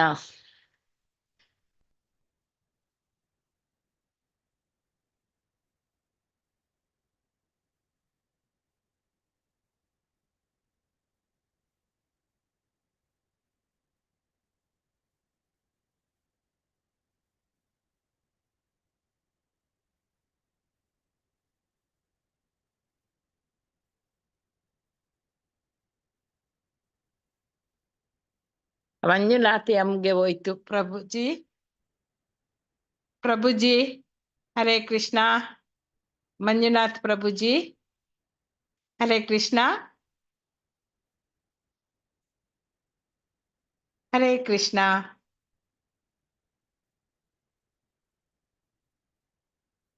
ಲೀನಾ ಮಾತಾಜಿ ಎಂತ ಮಾಡುದು? ಇವರು ಮಾತನಾಡುದಿಲ್ಲ. ಮಂಜುನಾಥ್ ಪ್ರಭುಜಿ ಕೋಪವಂತ. ಹರೇ ಕೃಷ್ಣ. ಮಂಜುನಾಥ್ ಪ್ರಭುಜಿ ಹರೇ ಕೃಷ್ಣ. ಹರೇ ಕೃಷ್ಣ. ಅವ್ರ ಫೋನ್ ನಂಬರ್ ಇದ್ರೆ ಕರೀದ್ ಬಿಟ್ರೆ ಒಳ್ಳೇದ್ ಅನ್ಸುತ್ತೆ ಮಾತಾಜಿ. ಫೋನ್ ನಂಬರ್ ಇಲ್ಲ, ಗೀತಾ ಕೊಡಿತಾಳೆ. ಯಾರ ಹತ್ರನಾದ್ರೂ ಇದ್ರೆ ಅವರು. ಪ್ರಭುಜಿ ಯಾವ ಗ್ರೂಪ್ ಅಲ್ಲಿ ಇದ್ದಾರೆ? ಹರೇ ಕೃಷ್ಣ ಮಾತಾಜಿ. ಧನ್ಯವಾದ. ಲೆವೆಲ್ 1 ಅಲ್ಲಿ ಇರುದು ಮಾತಾಜಿ ಅವರೆಲ್ಲ. ಲೆವೆಲ್ 1. ಹೌದು. ಮಂಜುನಾಥ್ ಪ್ರಭುಜಿ ಹರೇ ಕೃಷ್ಣ. ಹರೇ ಕೃಷ್ಣ. ನನ್ನ ಹತ್ರ ಪುಸ್ತಕದಲ್ಲಿ ಬರ್ದಿಟ್ಟದಿರ್ಬೇಕು, ನೋಡ್ತೇನೆ. ಅಯ್ಯೋ ಕೃಷ್ಣ. ಮತ್ತೆ ನೀವ್ ಮತ್ತೆ ಹೋಸ್ಟ್ ಆಗಕ್ಕಾಗತ್ತಾ? ಅಂದ್ರೆ ಅವ್ರದ್ದು ನಂಬರ್ ಅಂತನಾ? ಹೌದು, ಅವರು ಹಾಸ್ಟೆಲ್ ಇದ್ದಾರೆ ನೋಡಿ ಮಂಜುನಾಥ್ ಪ್ರಭುಜಿ. ಶಶಿಕುಮಾರ್ ಪ್ರಭುಜಿ ಇದ್ದದ್ದು, ಅವರು ಲೀವ್ ಆದ್ರಲ್ಲ, ಅದು ಅವರಿಗೆ ಬಂತು. ಅಲ್ಲ, ಲೀವ್ ಆದ್ರೆ ಅವರು ಕ್ಲೋಸ್, ಎಲ್ಲರಿಗೂ ಕ್ಲೋಸ್ ತಾನೇ ಮಾಡ್ಬೇಕು. ಹೌದು, ಅವರಿಗೆ ಗೊತ್ತಾಗ್ಲಿಲ್ಲವ ಅಂತ ಹೇಳಿ ನೆಟ್ವರ್ಕ್ ಇದಾಗಿದೆ ಅನ್ಸುತ್ತೆ ಅವ್ರಿಗೆ, ಅದಕ್ಕೆ. ಮಂಜುನಾಥ್ ಎಂ. ಇದೆ, ಫೋನ್ ನಂಬರ್ ಇದೆ, ನಾ ಮಾಡ್ತೇನೆ ಅವರಿಗೆ. ಫೋನ್ ಮಾಡಿ ಆಫ್ ಮಾಡಕ್ಕೆ. ಅಯ್ಯೋ ಕೃಷ್ಣ.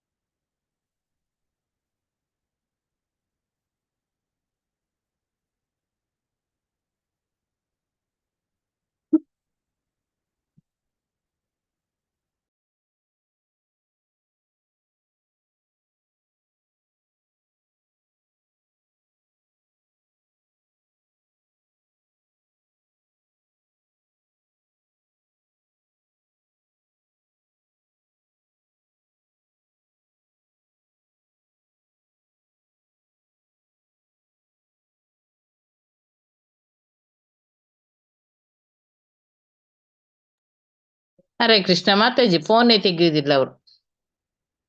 ಅಯ್ಯೋ ಕೃಷ್ಣ.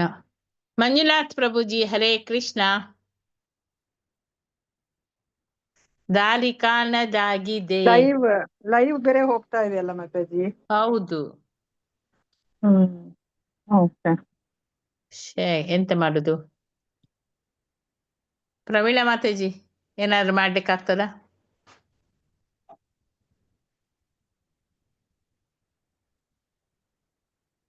ಹರೇ ಕೃಷ್ಣ.